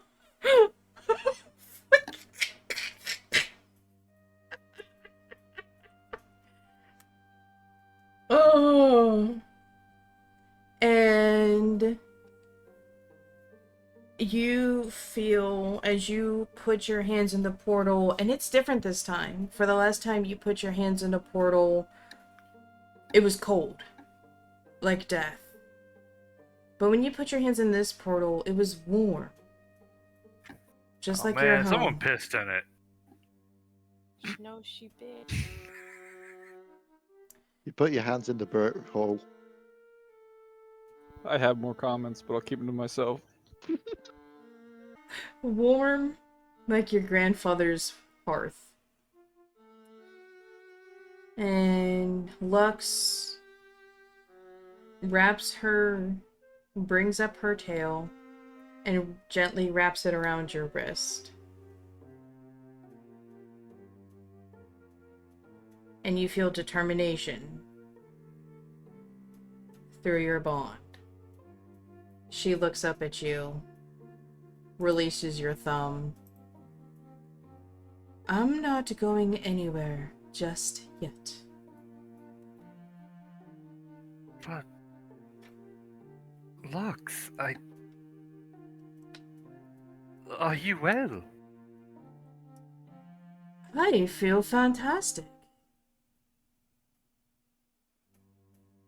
Not gonna lie, I was a bit hungry and the warmth drew me in, and let's just say, I don't know what is going on with Riku, but by the gods, I feel pretty damn good. What did it do to you? Kyrish, what's your snake saying? Sorry, She feels well. Care to elaborate? have some theories. Well, I woke up feeling better than I should have, given that I slept all night at the desk. Hiss, hiss, slither, slither. well, I mean, Life force. It's life force. I just feel stronger and healthier and just, all in general, just better.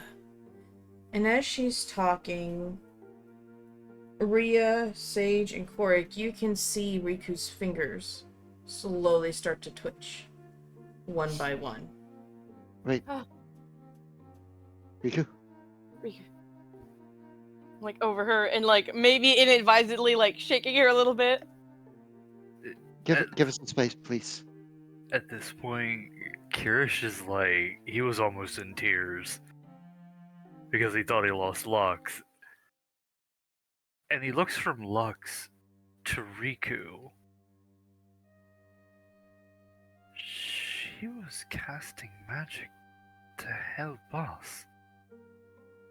Idiot.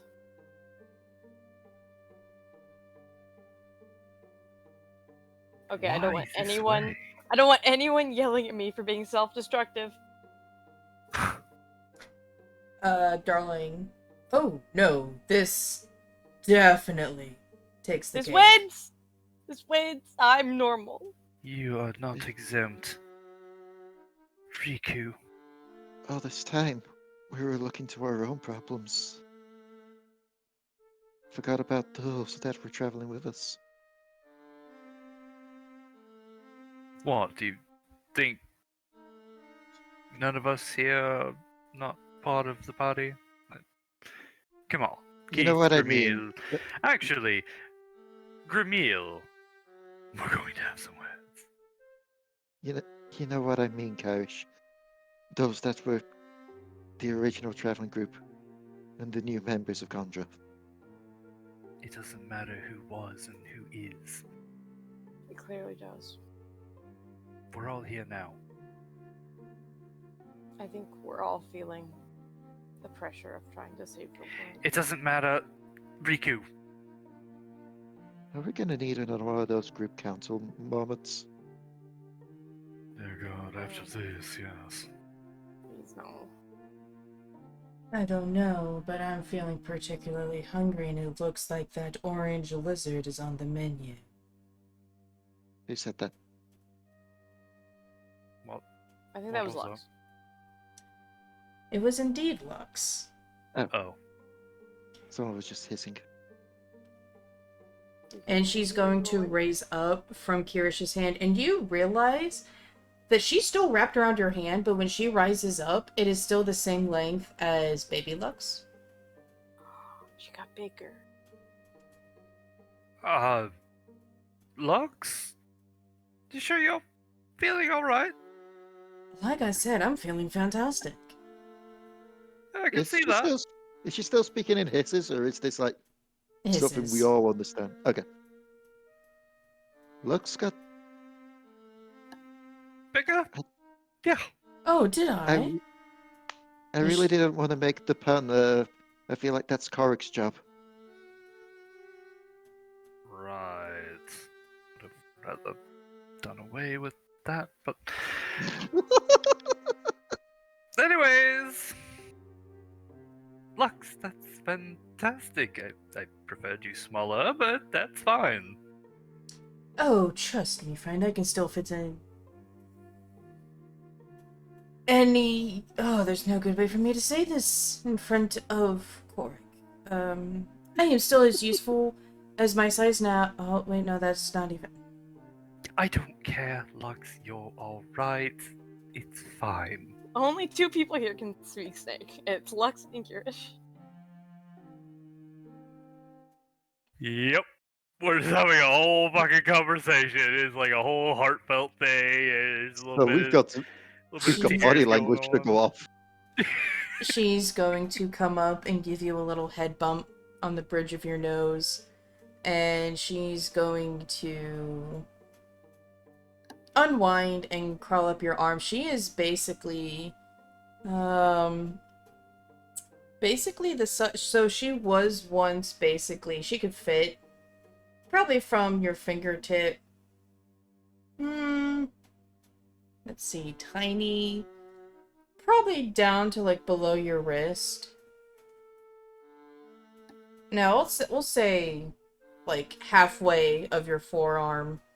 She is now from your fingertip all the way up to your shoulder.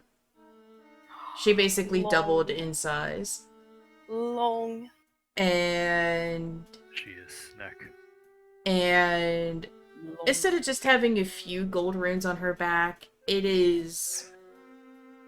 has a lot more runes now. And when she curls up, she can make a solid loop, a solid circle around your neck before resting her head in the top of your ear as you travel.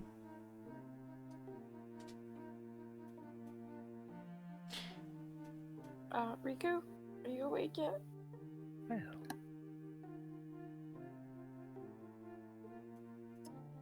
There is no response from Riku, but Darling kind of looks at her and takes a wing and starts flapping a little bit in front of her nose.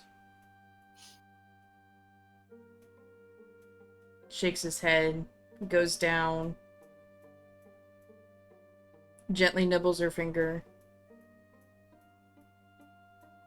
Still no response.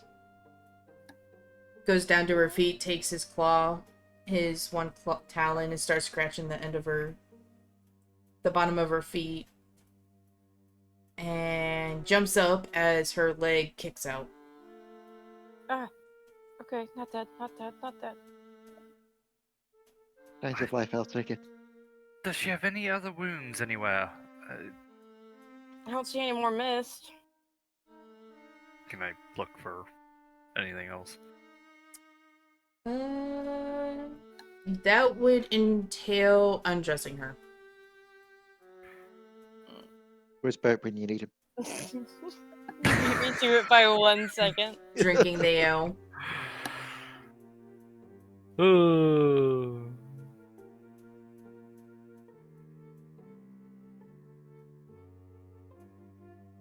Yeah. Kyrish is going to, like, all but boot Korric out of the fucking room. Oh, poor Korric. Poor Korric, my ass. Well, that wasn't very nice. He's the only healer we have, and you just kicked him out of the room. If there's any other wounds, then yes, we'll bring him back in. Korric, stay outside. I guess. So mean. He's a pervy little shit. You're the one that gave Amora half a cop. I brought her back to us. See, I darling, will not I have no hear it. idea what they're saying. Did but you? Everyone fights. Oh yeah, that's a good point. We can't understand.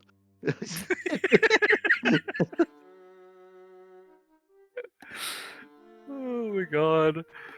You just see Lux shaking her head and roll her eyes in exasperated fashion.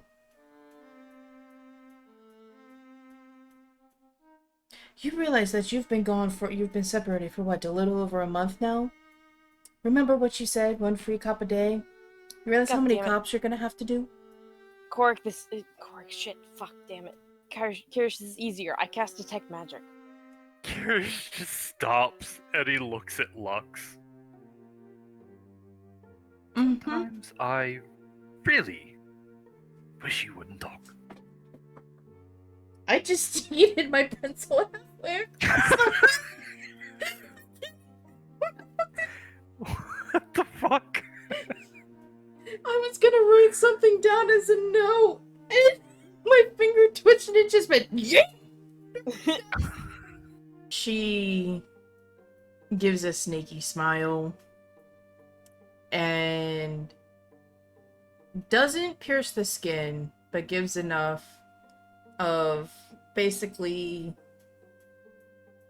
You know how like cats do like the love nibble thing, where they kind of like gently put their mouth over you? That's what she does, basically putting the bridge of your nose in between her fangs and putting just enough pressure to basically let you know that she's there, and she's going to reside back on top of your ear. Oh, it seems that Riku is kicking, but I don't sense any blood coming from her. Could it be from the sparks of electricity from the spark blade? No, Like no. a muscle twitch? She's gotta be okay. Rika, come on. Wake up. Wait, makeup.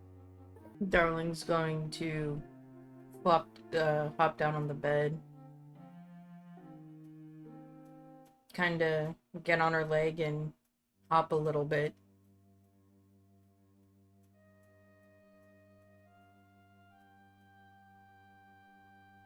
Well, this is gonna be hella weird. I hope she don't wake up. And he's going to go underneath her shirt, and you just see a darling-sized lump just start That's crawling. Right.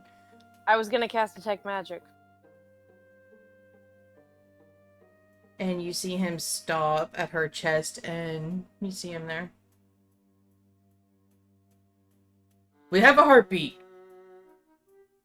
Yay. Heartbeat. Sorry, he says heartbeat. I forget that doesn't. Okay. You can't. Yeah, I sometimes forget that as well.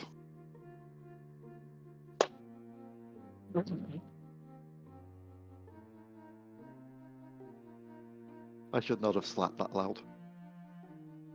Okay. Where do we? Are there clerics in the town? Maybe the healing magic will work now. Korric, she may be ready for healing now. And I guess if Bert's awake and Bert's around somewhere as well, he can try and help as well. I believe he can heal too.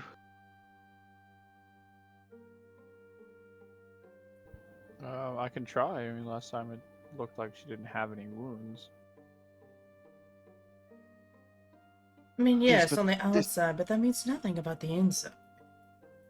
And this time, we've at least got life signs. Please Okay. try it again. I will try again. Cure moderate wounds. Your orange mist goes over Riku, and it settles in, and her pale skin actually returns to its once lavender lushness, and you can actually start to see her chest rise and fall. But she doesn't grow into her armor, and she doesn't immediately wake up.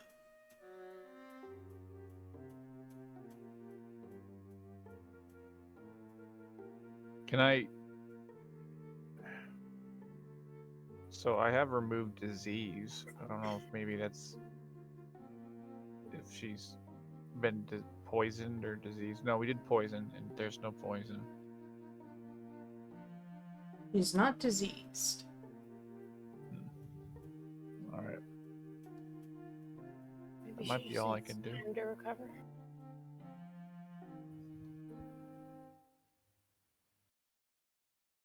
Maybe she just needs time.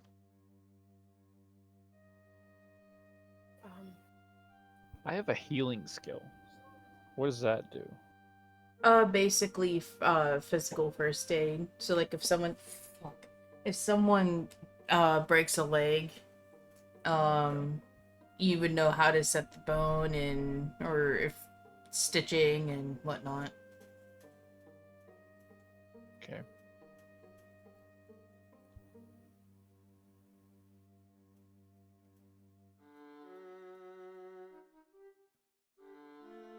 I'll stay. Darling shakes his head. No, I think me and Lex can do this. If Kyrish lets her. If anything, well, there's a window. I can fly out and scream out the window, and Lux can apparently springboard herself. Oh, you're just jealous. And she's going to unloop herself from Kirish's neck, crawl down his arm onto the bed, and curl herself by Riku's shoulder.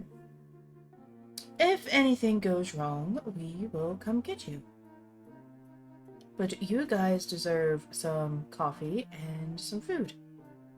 You also need to think of a game plan. Go on, shoot. Shoot now. And I'm gonna need a she's translation for going that. to, like, dismiss you with the very edge of her tail. Right? Darling says that he and Lux can watch Riku. Sure. Guess that means I just have to catch Riku up. What I needed to talk about. Are you hurt? I'm always hurt recently, but not in a physical way. God, that's depressing, but join the list. Ninja's gonna snag the pitcher of coffee that she had when this all went down and just drag it back out to the main room. Like, this is Still- breakfast now. Rhea will follow. Go on, gentlemen, that includes you too. Go on now. Shoot. No. Right. Fine. Yes. Yes. He's going to leave.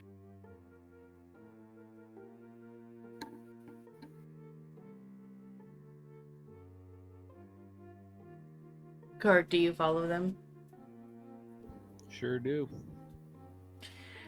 Once you start getting closer to the main door, it smells delicious. Seems like everyone else is awake. But there's only Cricky, Grameel, and Keith at the table. There's another pitcher and a few more glasses at the table. And Mushu starts to walk out from the back with a cart. A cart laden with food. There is the deer that they hunted into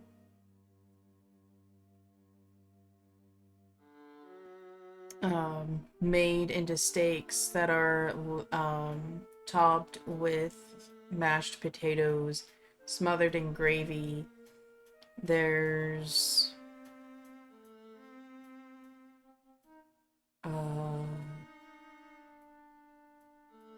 a winterberry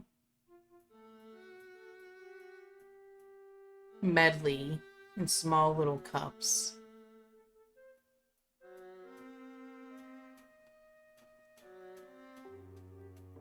I'm pushing it aside and going for Grameel.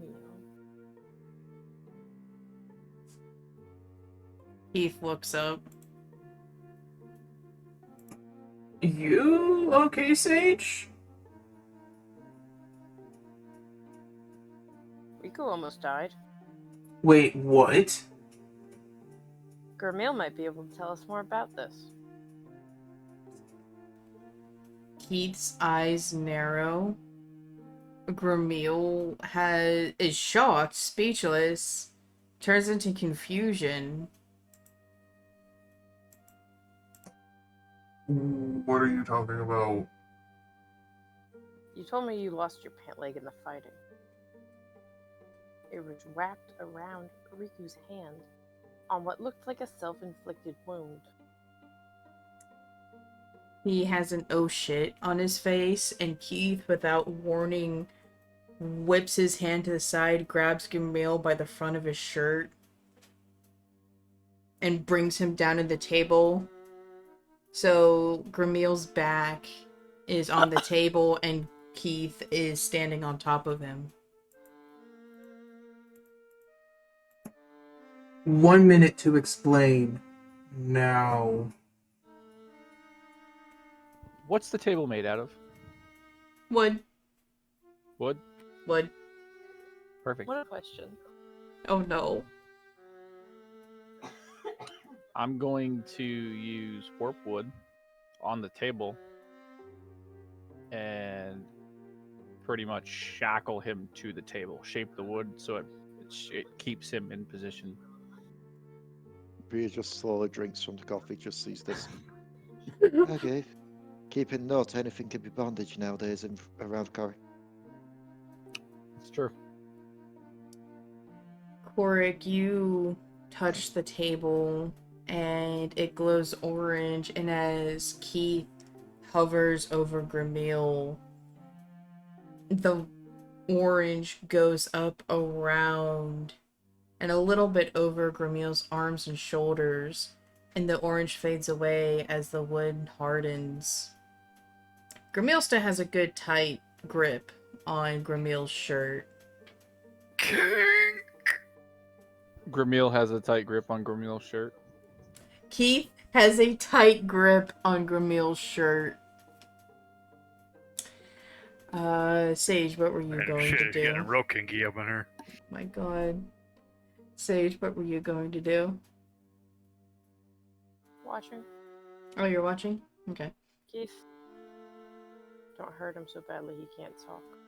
This may have been an accident. There is a growling emitting from Keith's throat, and you actually see the back of his frill start to waver back and forth. Start talking, Gramil.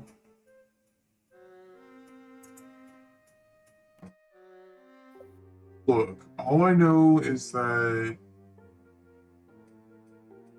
Riku was in the hallway. I heard her talking in, I'm guessing, her native tongue. I dropped down from the ceiling. This weird lavender mist started going up my leg. I followed the trail of it. It went into her room. I saw the mist. She was laying in bed. I went to wrap it the first time, but it slapped me away, so I tried again and it slapped me, so the third time I was prepared for another slap, so I slapped the tendril back and I wrapped it as tight as I could without being too constrictive. I tucked her into bed. And you didn't think that maybe that was an anomaly. Maybe you should ask somebody with more magical experience about what's going on there. He can't really move, but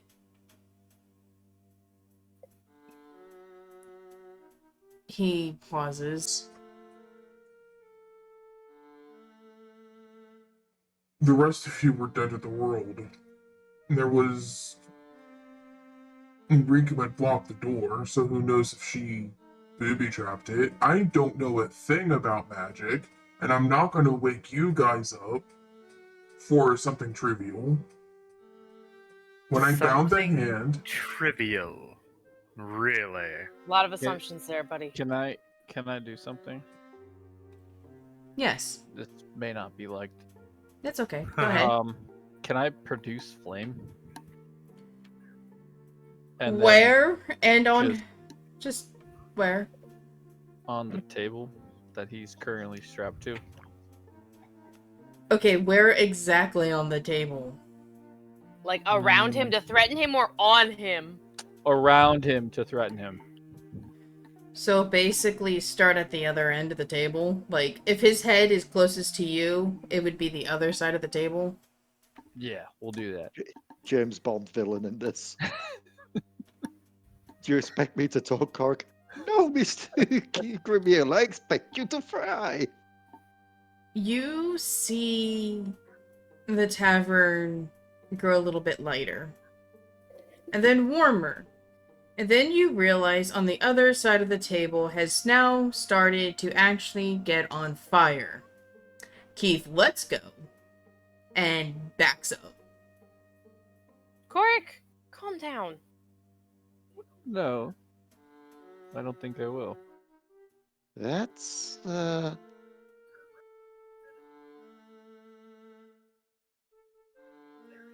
I'm just thankful that there's that spell that can repair this place.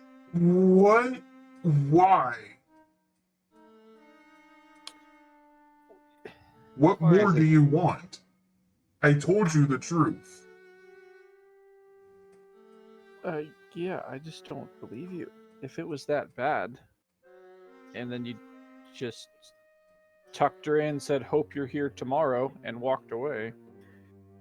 For one, that's something that's not acceptable. You should have gotten somebody. And two, if you're willing to do that to one of our group, then who's to say you won't find one of us with a sword in our chest? Be like, "Oh, I tried to put some rags on it to stop the bleeding. I thought it was fine," and left. Meanwhile, they're dead. Like, this just happened. If we hadn't done anything, she would be dead. Put the bandage on her and the mist stopped. Well, email. So that makes all I of thought this that was okay. my email. I'm not saying this makes any of it okay. So then you're just saying right now that your own argument is moot. Okay. What he's saying is he made a mistake.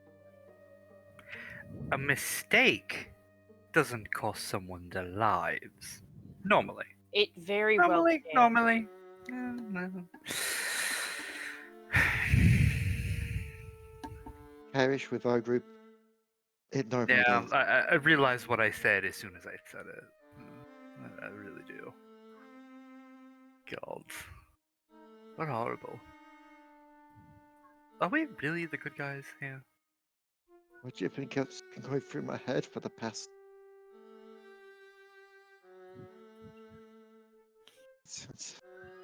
Oh, punish me however you want, but make a decision quickly because this I was is thinking the getting very quickly.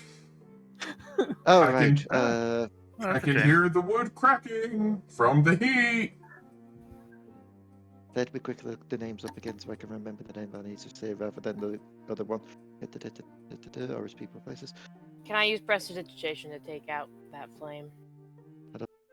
Mushu, do you remember that spell that the owner of this place does to repair it? Maybe that'll put out the flames. Or, you know, I could just do this. You It's- are. And you're all going to hate me more than you probably hate Camille at this point. Oh, She's hold going to get the tankard of coffee. no! She's going to empty it out onto the fire to put it out.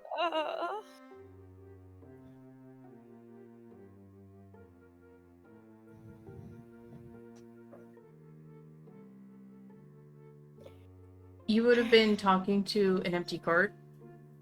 And as you finish pouring the coffee onto the table, Misha comes out.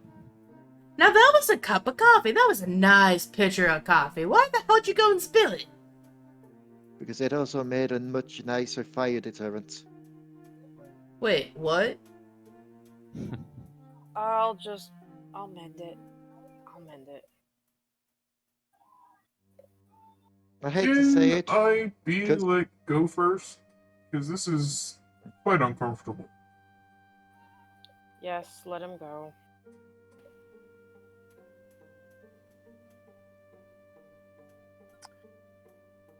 I guess I'll release the magic. You see what other menacing thing I can do to potentially scare the shit out of them. Oh my gosh. Gramil, I believe you. In the future, if you notice a magical anomaly, please bring it to somebody's attention because magical anomalies are important when they're around. How do I know what's Disasters a like that. magical anomaly when... If you've never seen it before, ask somebody about it. Okay, so should I ask you every time one of you casts a spell? This mist Yes. stuff was swapping at me and I couldn't get close. That's perfectly normal, right? Leaking out of the wound. It's not alarming. Gramil, just admit you're a fucking moron and let's move on from this. You can hear him growl and grind his teeth. I have to admit, in the same situation, I may have done the same. Look, Maybe it's just a non-caster thing. we all have to work out for each other. All of us. So please, we need to work together, not on our own, despite our pasts. Got it? And he's going to look to everyone.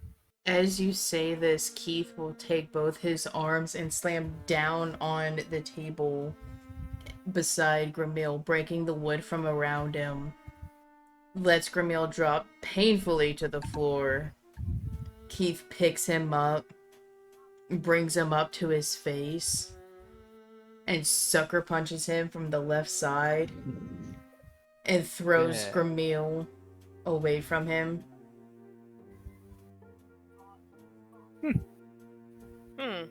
That was unnecessary. Oh, no, I don't think so. It's better than what I was gonna do. I was just gonna stab the wood with my spear to break the wood. No one. May or may not have wants- stabbed him a couple times, so I mean breaking the table works too. And that's also a spear of flame. Catching the table on fire once again. I'm just I gonna forgot about that. I'm just gonna start mending the table. I'm gonna just say this. I expected today to start off badly. Wasn't expecting it to be this bad. Look, I don't care what y'all's beef is going on right now, but Toon already fixed this place up. So if you're gonna beat the fuck out of each other, and then, you know, old school, beat the fuck out of each other and then become either friends or, you know, respected enemies, take it the hell outside. I'm really sorry about all of this. It seems our group just doesn't want to behave as a group. So, for your troubles, he's going to reach into his bag and pull out 20 gold. I'm Ramil, just gonna or use it right now. Mishu looks at it, looks at you. Look, I'm just the one cooking breakfast. You don't gotta give me shit. It's up to you if you want to give it to Toon. This is her business. Either way, can you see it to her? Yeah, I can try. I also found this note earlier this morning. A note. From who?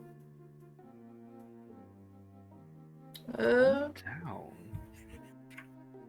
It's been a lot today. You think he's gonna cut her a sharp glance? It's It didn't have. not even midday yet. Not even said right what I needed to say. Oh, there's more. But what's the note? Where's the note from? Gondra, we've taken it upon ourselves that we shouldn't stay here and cower any longer. Nothing's really holding us here, and, well, I decided to go back to Ilya. Well, most of us are going back, and others are just visiting. And there is a very poorly scrawled note, but Rhea, you recognize this writing.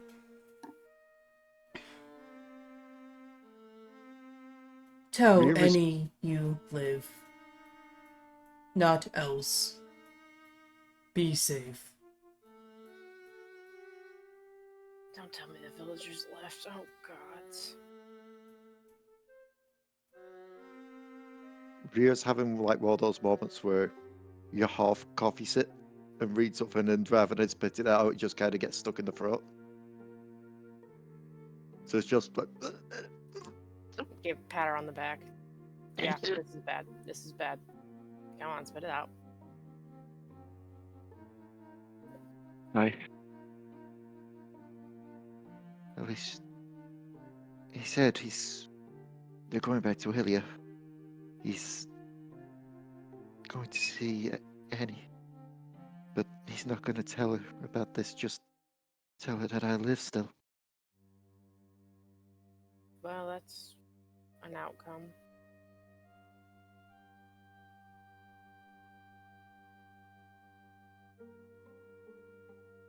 Yes. It's actually about that why I needed to talk with you all. I need answers. I Well, prayed last night. And you know me, I'm not a praying type of person. But I got an answer back.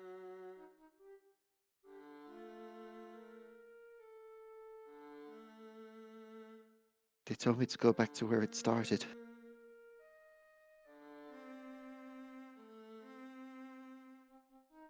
That's vague. That's the thing. When they said go back to where it started, I thought maybe where we woke up, fresh memories. Maybe to Ilia, where all of my shit started. Maybe even to Gula, where we all first met. But what I got back was the picture with Riku, Bral.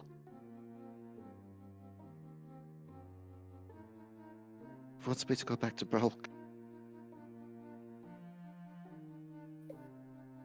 What began and broke? That's the thing I don't know.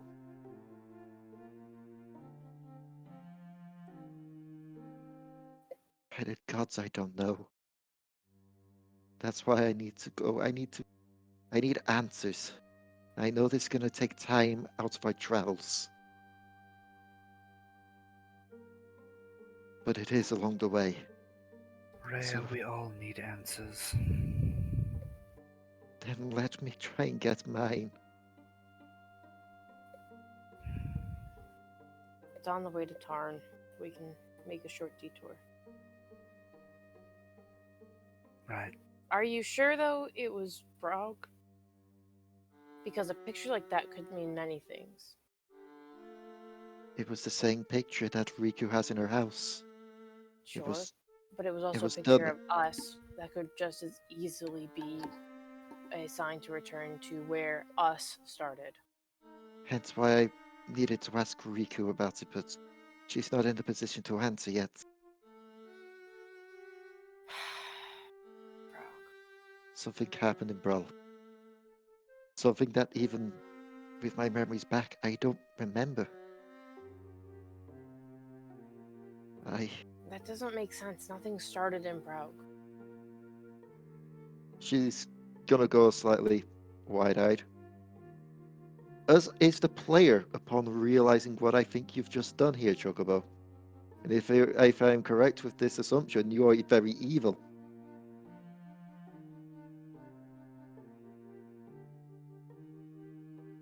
No,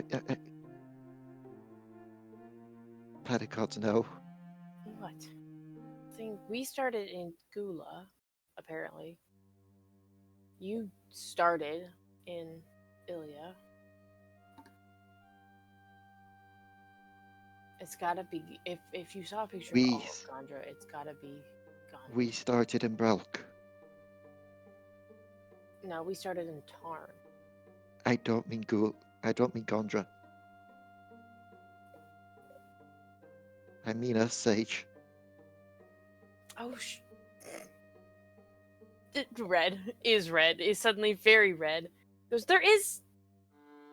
This is not. What? When I was overworked, you took me to relax. When you was overworked, I took you to relax. Both those happened in Bral. Are the gods trying to tell me that even before the memory loss? Rhea? I Rhea? Hey, Rhea. Yeah. Hey. This is why I don't fuck with Faith. You could read anything you want to in this sign. And it's going to make you start doubting yourself.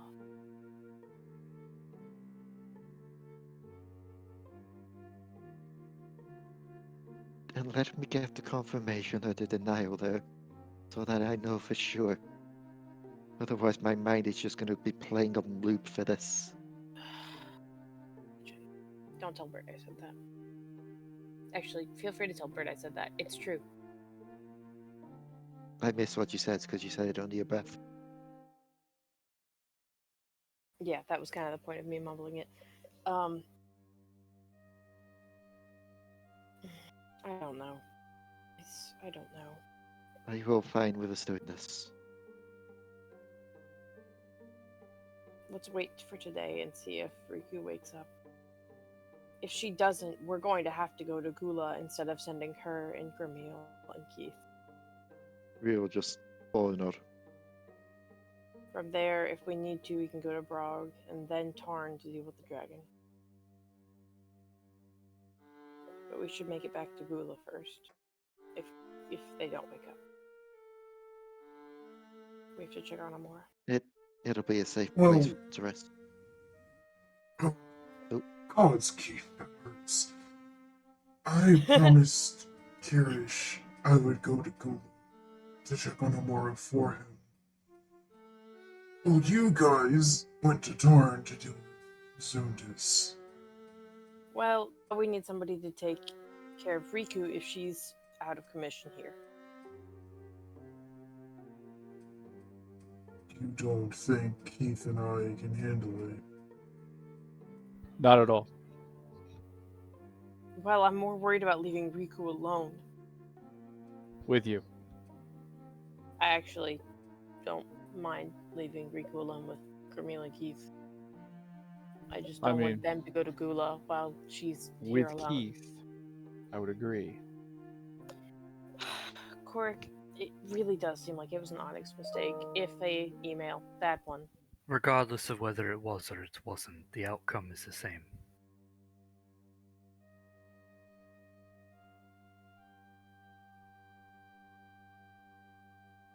We dealt with a very hard situation right here.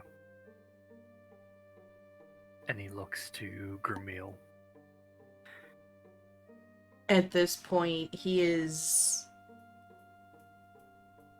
angrily snarling, and his fists are clenched. But he doesn't say anything. He's waiting for you to finish.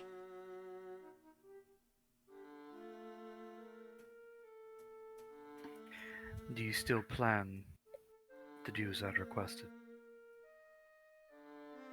Unlike some. And he pointedly stares at Keith.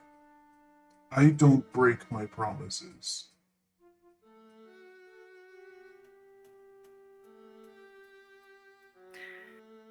Perhaps not.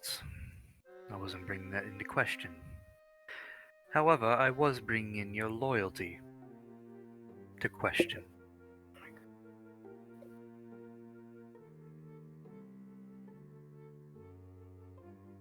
I could have killed you at any point. Whenever could you have. slept, whenever you were dealing with the dragon.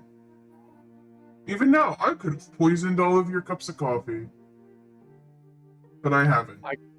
I could have lit you on fire instead of the table. Exactly. Exactly my point. I could have. And I You're right. didn't. The day's not over. Boys, would you calm down? Grameel, I get it. I was mad. you must realize how this looks. Yes.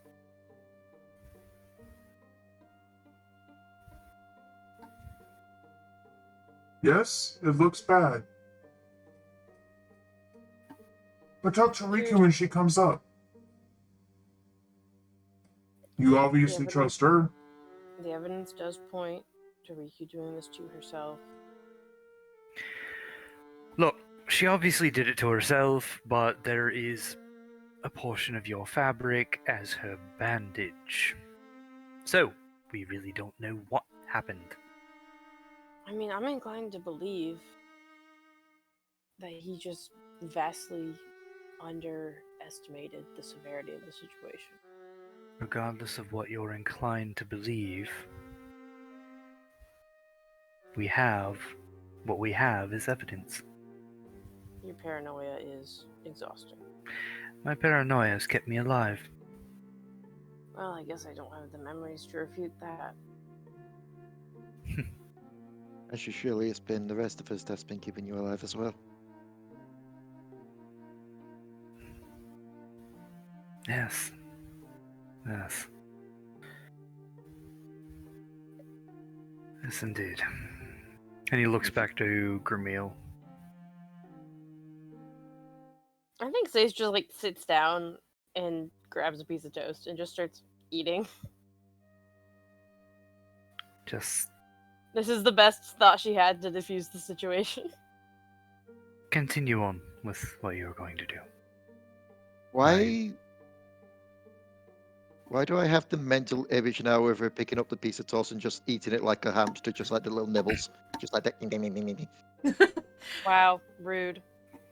Kyrish, But also accurate. as you finish your statement, Keith cracks his knuckles. Gladly. And he starts to walk forward. Do I notice what his intentions might be? Oh, it is going to be very physically painful for Gramil. Oh dear. This is Keith doing it? Yes. Oh man, I want to do it. Keith, please. Give me one good reason why. Because Riku wouldn't want you to.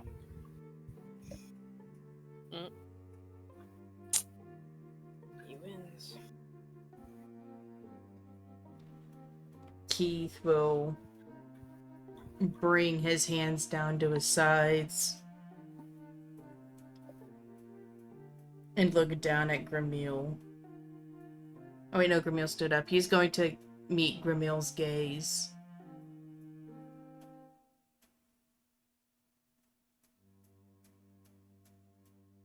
He's just going to simply turn around and walk toward the table.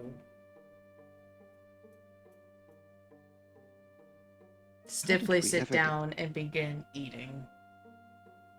How did we ever get anything done before? Don't ask me, I'm not the one with the memories. I've traded your mind for yours.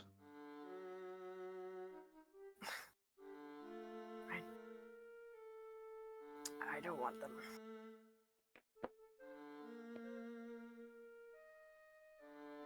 There is a scratching at the door.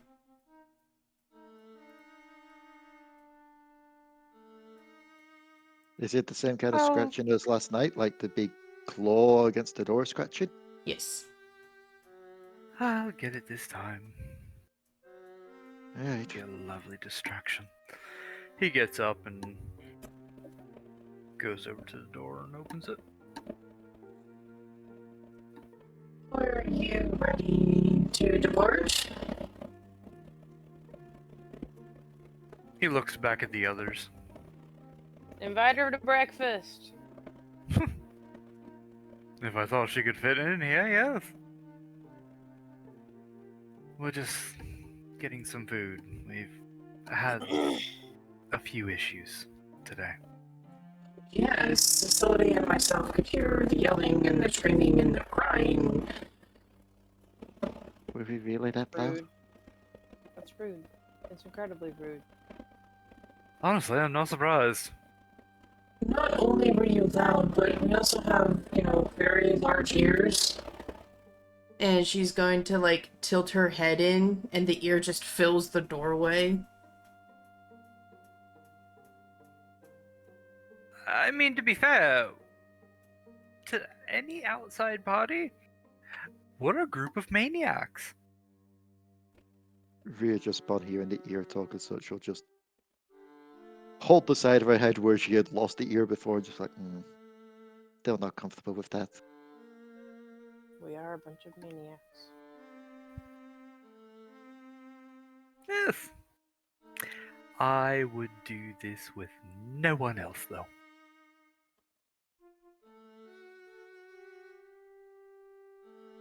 More coffee. Indeed! So, Give us about a half hour. alright. You can always have some coffee if you want to wait time. I've never had coffee. We're going to need a gallon of it for you to even get a taste. There is a team, from what I understand, there is a team going to Gula, and a team going to Dorn. Obviously, Ganja is coming with me, who is facility taking.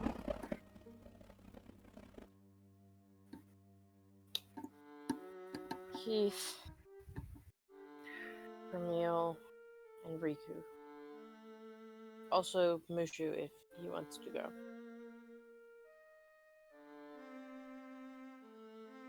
Yeah, it seems Korric's they're powerful enough to keep y'all alive.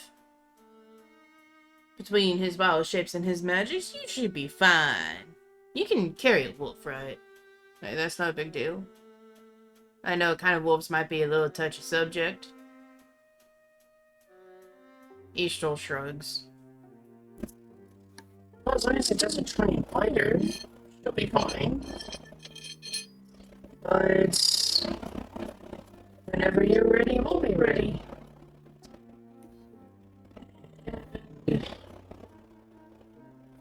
Since I know a few of you might be scared of heights or flying, we should go for a good run.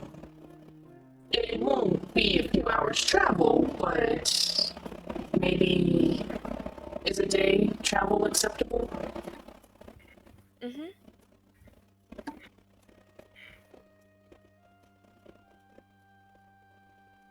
That is more than acceptable. Alright. We'll be out front. Rhea will look to the others and then just be quiet as she just looks down back at coffee.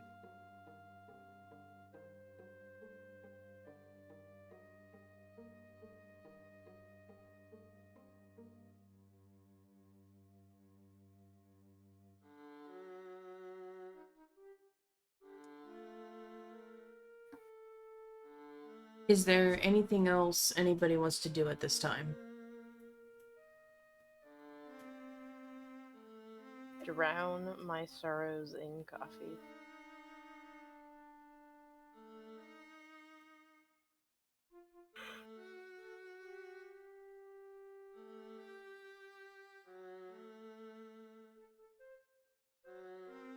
Upon the deafening silence at this point, Keith will leave the table, shoot another venomous glance in Grumil's direction,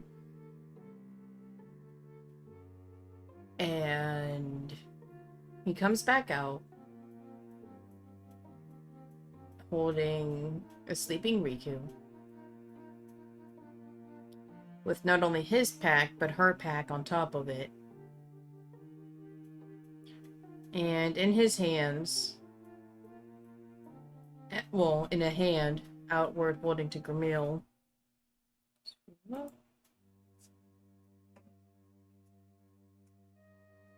This is your responsibility, right? Your promise? Found this in your room. Take care of it.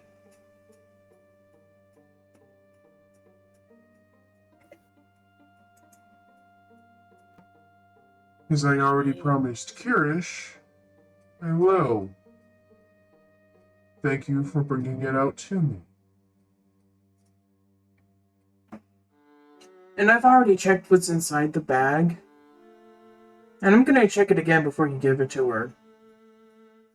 If there's anything missing, I know whose fingers to chop off. Are we resorting to that? Thought we were past this whole past nonsense. By the gods, please, Boys. enough. He opens his mouth to retort, but upon hearing Kyrish, he shuts it. If looks could kill, Gramil would be dead 10 times over. And he starts to head outside. Are they, like, married? Or are they brothers? Because they got some mega issues going on. Yes, they're secret lovers. May as well be at this point. Yeah, alright, yeah, that makes sense.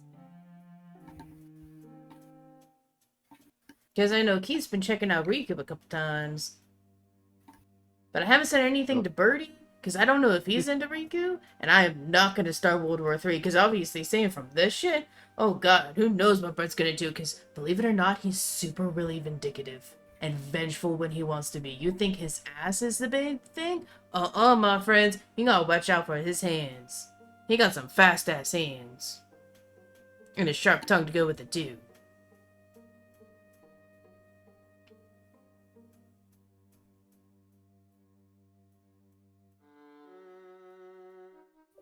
But I'm gonna go ahead and make sure they don't kill each other while Riku's sleeping. Because I can't have that on my conscience. Come on, Cricky. Thank you for that. And Cricky's going to bound out the door. Korric, you got my little stone doohickey, whatever that thing is. So if you need me, I guess just use it. I guess.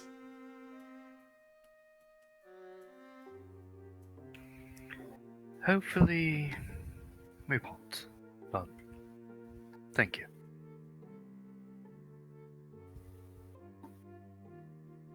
And Mushu will head out of the door. And it is time for you guys to depart.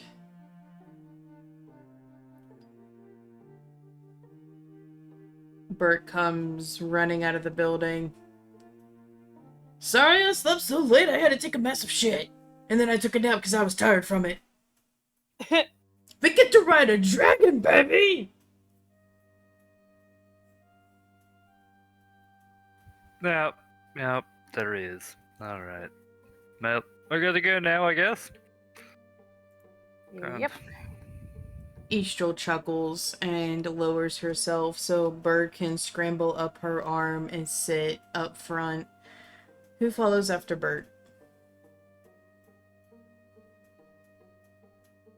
I do. And then I go to the bathroom. Be right. God damn it, nobody wants to sit behind either of them now. Oh god, it's spreading. Korric clambers up and Solus follows behind and lays across Korric's back, giving him a nice, comfortable back seat or a backrest. Who's after the brothers? I go reluctantly. You clamber on up, and she is very warm, very comfortable, and you're actually to a point where you can either sit, like you would like a normal saddle, sit cross-legged, sit it to the side. You have the luxury of how you want to sit. Normal for now.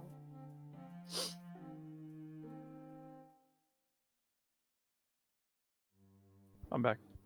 Welcome back. Alright, Kyrish, Rhea, who's next?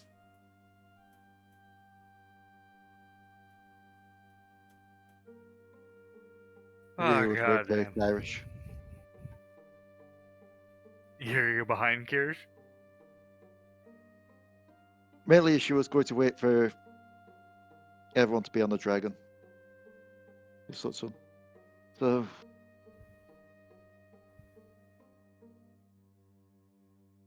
Tarna, bro.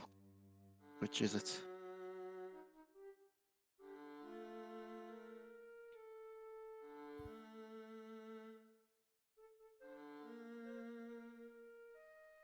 Huh?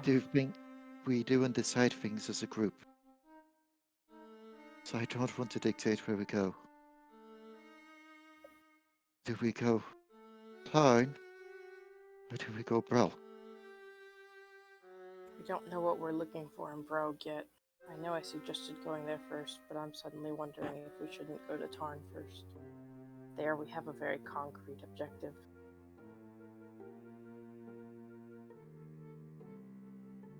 Well, if you want to go to Brogue, we can stop there before we go to Gula.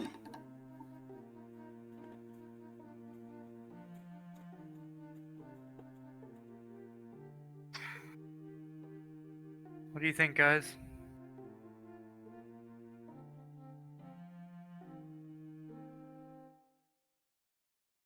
Just keep in mind, Eastrel's going to Tarn. I'm going to Gula.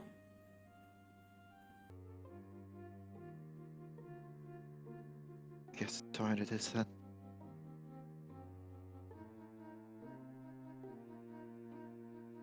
And Jill get on the dragon and just be in her own head at the moment.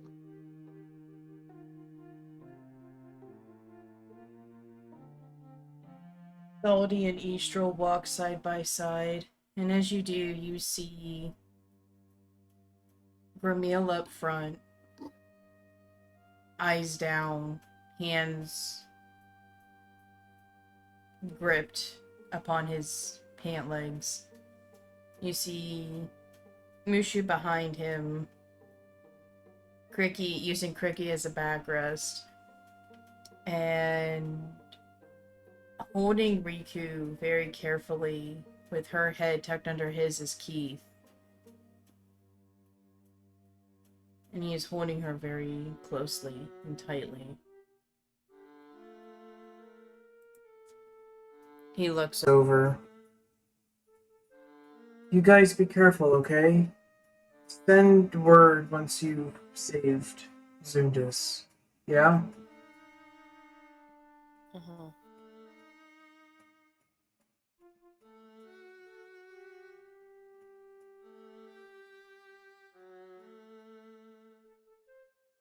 Just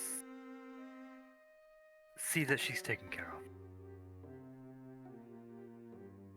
Indicating towards Riku. He nods. And will shuffle her closer to him.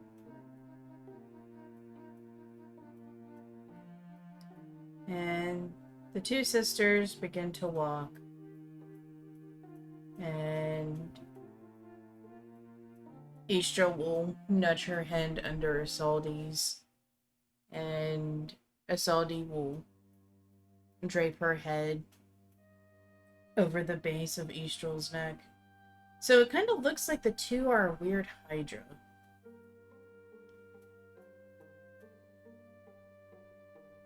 They say their goodbyes, and Isolde runs forward and takes off into the sky. Eastrel trots, turns back to see if everyone's watching. Or still there. She starts running, and when she is running at full speed, which is just a brown, white, green blur to you, but she ensures that you are all still there. She looks forward, and as she runs, you hear the wolves howl. Solus perks his head up, and Eastrel will start to slow down just a little bit, so it's not just a solid blur, but it's enough to where You were still making quite a quick ground. And as the trees start to disperse to open snowy fields, you see the pup squad running as fast as they can behind Eastrel. And this time the howls are higher pitched. Bert howls in tandem, and Solus raises his head and howls as well.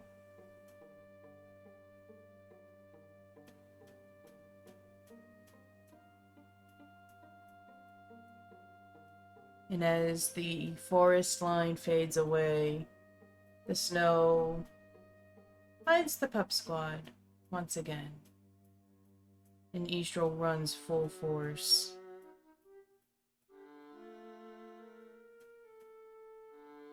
As she begins her run to save her brother, the scene goes back to Glen.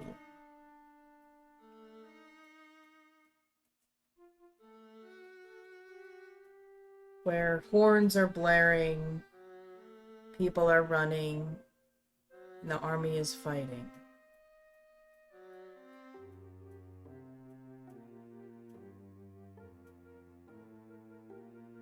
Ishtok in the middle of the fight.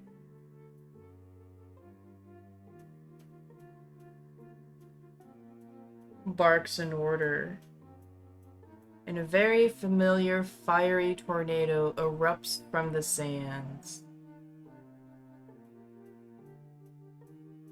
And cries of victory go up amongst the Boogans.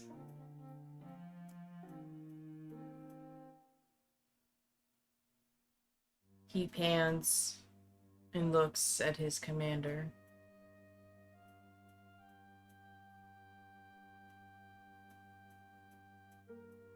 Execute. 69. Yes.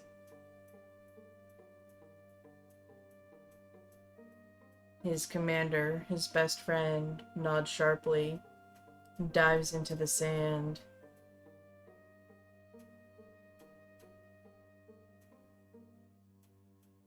And as the dragoons rise up from the sands, the mages encircle the town, clap their hands and spread them wide.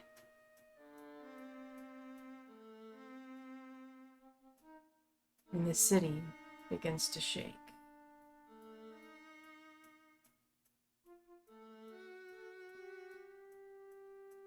Amora, just waking up from her several days' sleep, grabs onto the side of the rails, her nurse rushing to her side. Oh, what's going on?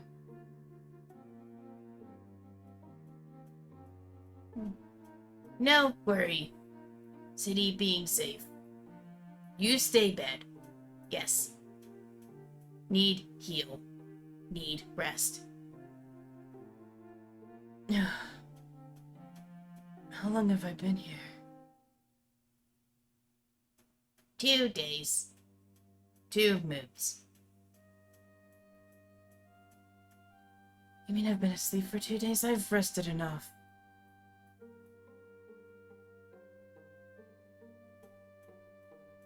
You no sit right. No way you out of bed. You stay. Me care now. Me, Baba.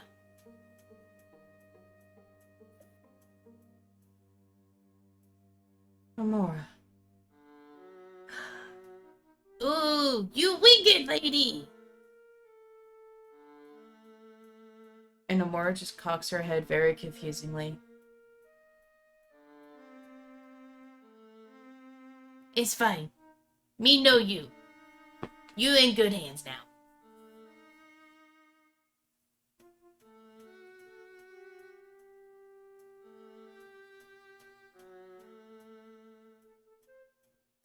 And as a few hours go by, there's no city in the desert to be found. And as the desert comes across Isolde's view, Emil scratches the back of his neck.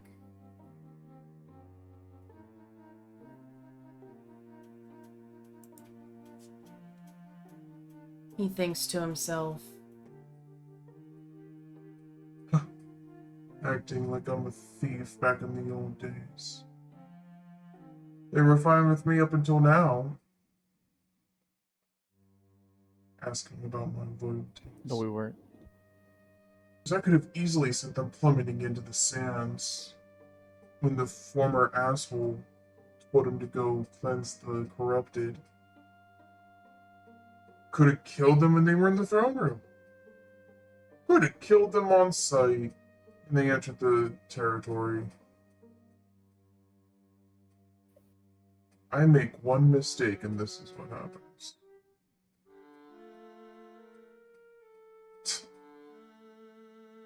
I should have just stayed here. Should have just stayed in the streets.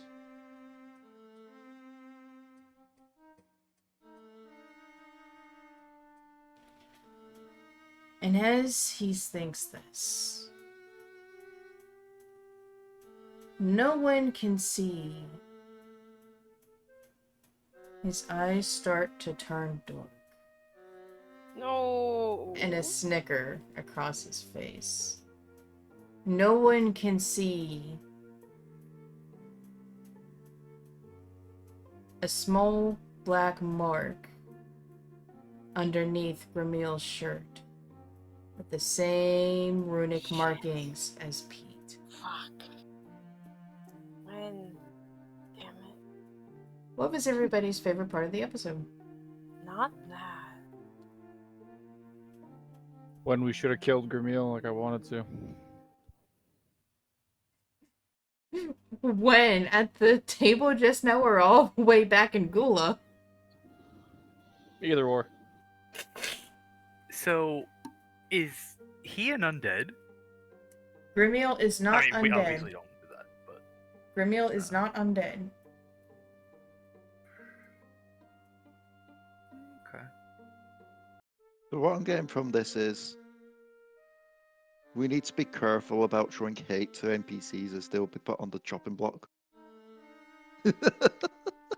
I mean, what he did was suspicious, so maybe. I don't know if Choco took our suspicions and acted on them, or showed us that our suspicions were justified. Never liked him. It is one of those things where I can honestly say I don't know if Rhea would have done different. It feels like it's just one of those cases of I'm not a caster, I don't know what that shit is.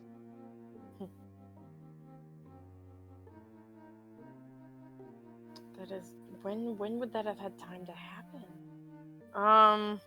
Mushu trying to make everyone a really nice breakfast and drama getting in the way of it. Also Bear Korric. Jesus Christ, all of this took place in like the span of like what, 2 hours? Not even. It took place in the span of less than what it took to actually enact it. Yeah.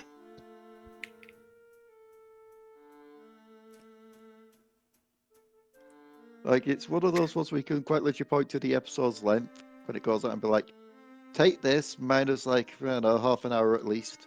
That's how long it actually was for the characters. Yup. God. I was not expecting Kyrish to cast tongues on himself. All of this could have been avoided if Kyrish did not you cast had not- tongues. That was so clever and annoying. I don't know if I'd class it as my favorite part or not, but because I don't know even if I'm on the right road with this idea. But just the I literally idea of think- it. I really do think it might just be, hey, show you a picture of Gandra. Go where Gandra started. Possibly, but then it could have shown any memory of Gondra. That picture specifically, making point of the one with Riku, does point to Brolk. And that's the only thing I can think of that's happened with Rhea and Sage in Brolk. That's also like the only picture we really have of Gondra. Like that was the first image we ever saw of us, proving that we really were a thing. Hmm. And then Sage saw it again, the exact poses and facial expressions on the war wall in Death's Hall. So I wonder how he got those.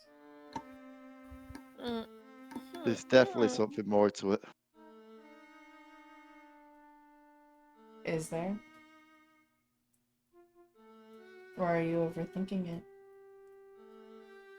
I don't know, and that's what hurts the brain. It's Kyrish, favorite part.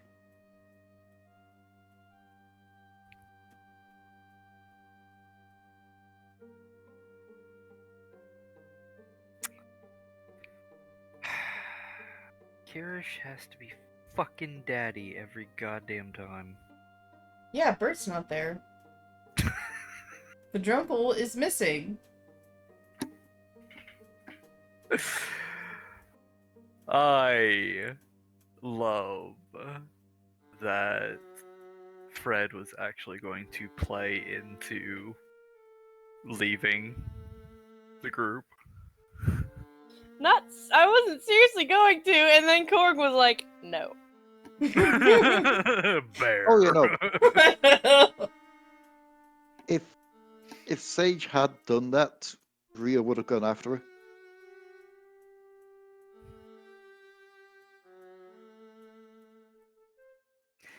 Oh, I don't doubt that.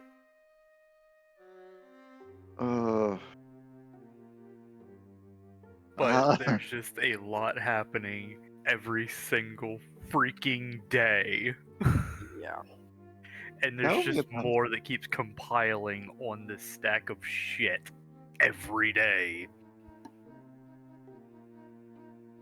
Given half that shit is apparently my coming from me I at the literally moment, wanted to spend this episode talking about Kirish's shit, and no, you had to cast tongues. I was just gonna allude to something to build it up for later.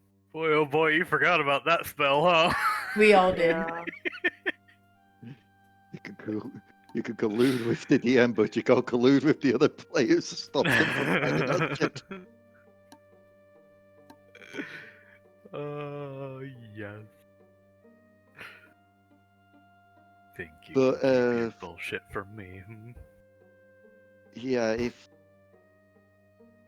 Rhea thought she was a monster before because of that whole thing, with the thoughts running through her head now, she's definitely thinking it. I still Is don't it- fully get where the monster thing. Because they were all staring at her like she betrayed Ilya, essentially. Oh. Okay. Because they saw the kiss. So they think I betrayed Eddie and betrayed Ilya with it. So what I'm hearing is Um, Rhea's just really in her own head. Oh yeah. Yeah.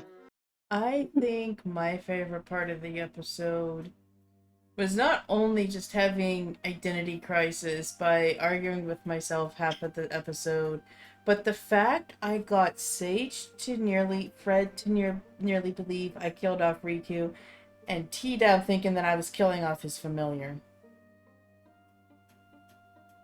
That was beautiful. You're mean. Oh, I'm very excited to... I'm just excited for everything. Like, your next on the road encounter I'm excited for. I'm excited for Kyrish to spill the beans about, his memories to Sage. Everything. I'm ready for it. Yeah, it just didn't come up this time. It was about to. I was trying. Yeah. Tongues. Just didn't seem like the right time. Keith's pissed off at Vermeil. Sage is gonna be pissed off at Kyrish. It's gonna be a whole big pissed off circle. Yeah, that got out of hand quickly. I didn't mean to start that when I was like, yeah. Okay, I need to point something out with that, whether we're just sat there. And I just need you to try and confirm something from here, Fred. Uh-oh. Were you tearing up slightly in that part? Because I heard something in the voice, like a little voice crack, or like a No, I'm type just of really thing. good at acting. That was effective as fuck. Thank you. I like how immediately I'm telling everyone to do will saves, and the first thing I get is a DM from Fred. Sage is making bad decisions. We're Just- all making bad decisions. Like, I could just imagine from an outsider's point of view, like Korric, just hearing angry hissing with Kirish's tones, and then angry squawking from Sage. It's like, the fuck, is there a barn in there? What is this, session 40? Yes. Session 40, and we're still not all on the same level. What do you mean? All the arguing. Oh yeah. All the arguing, all the accusations. We are a mess. We've been a mess for 40 sessions. We've had a couple times of unity. They're the exception that proves the rule. Oh. It's gonna be one of those ones where we're going to at one point use it to our advantage. Like deceive an enemy thinking that we're arguing, only to then sucker punch him. You mean kind of like what Keith did?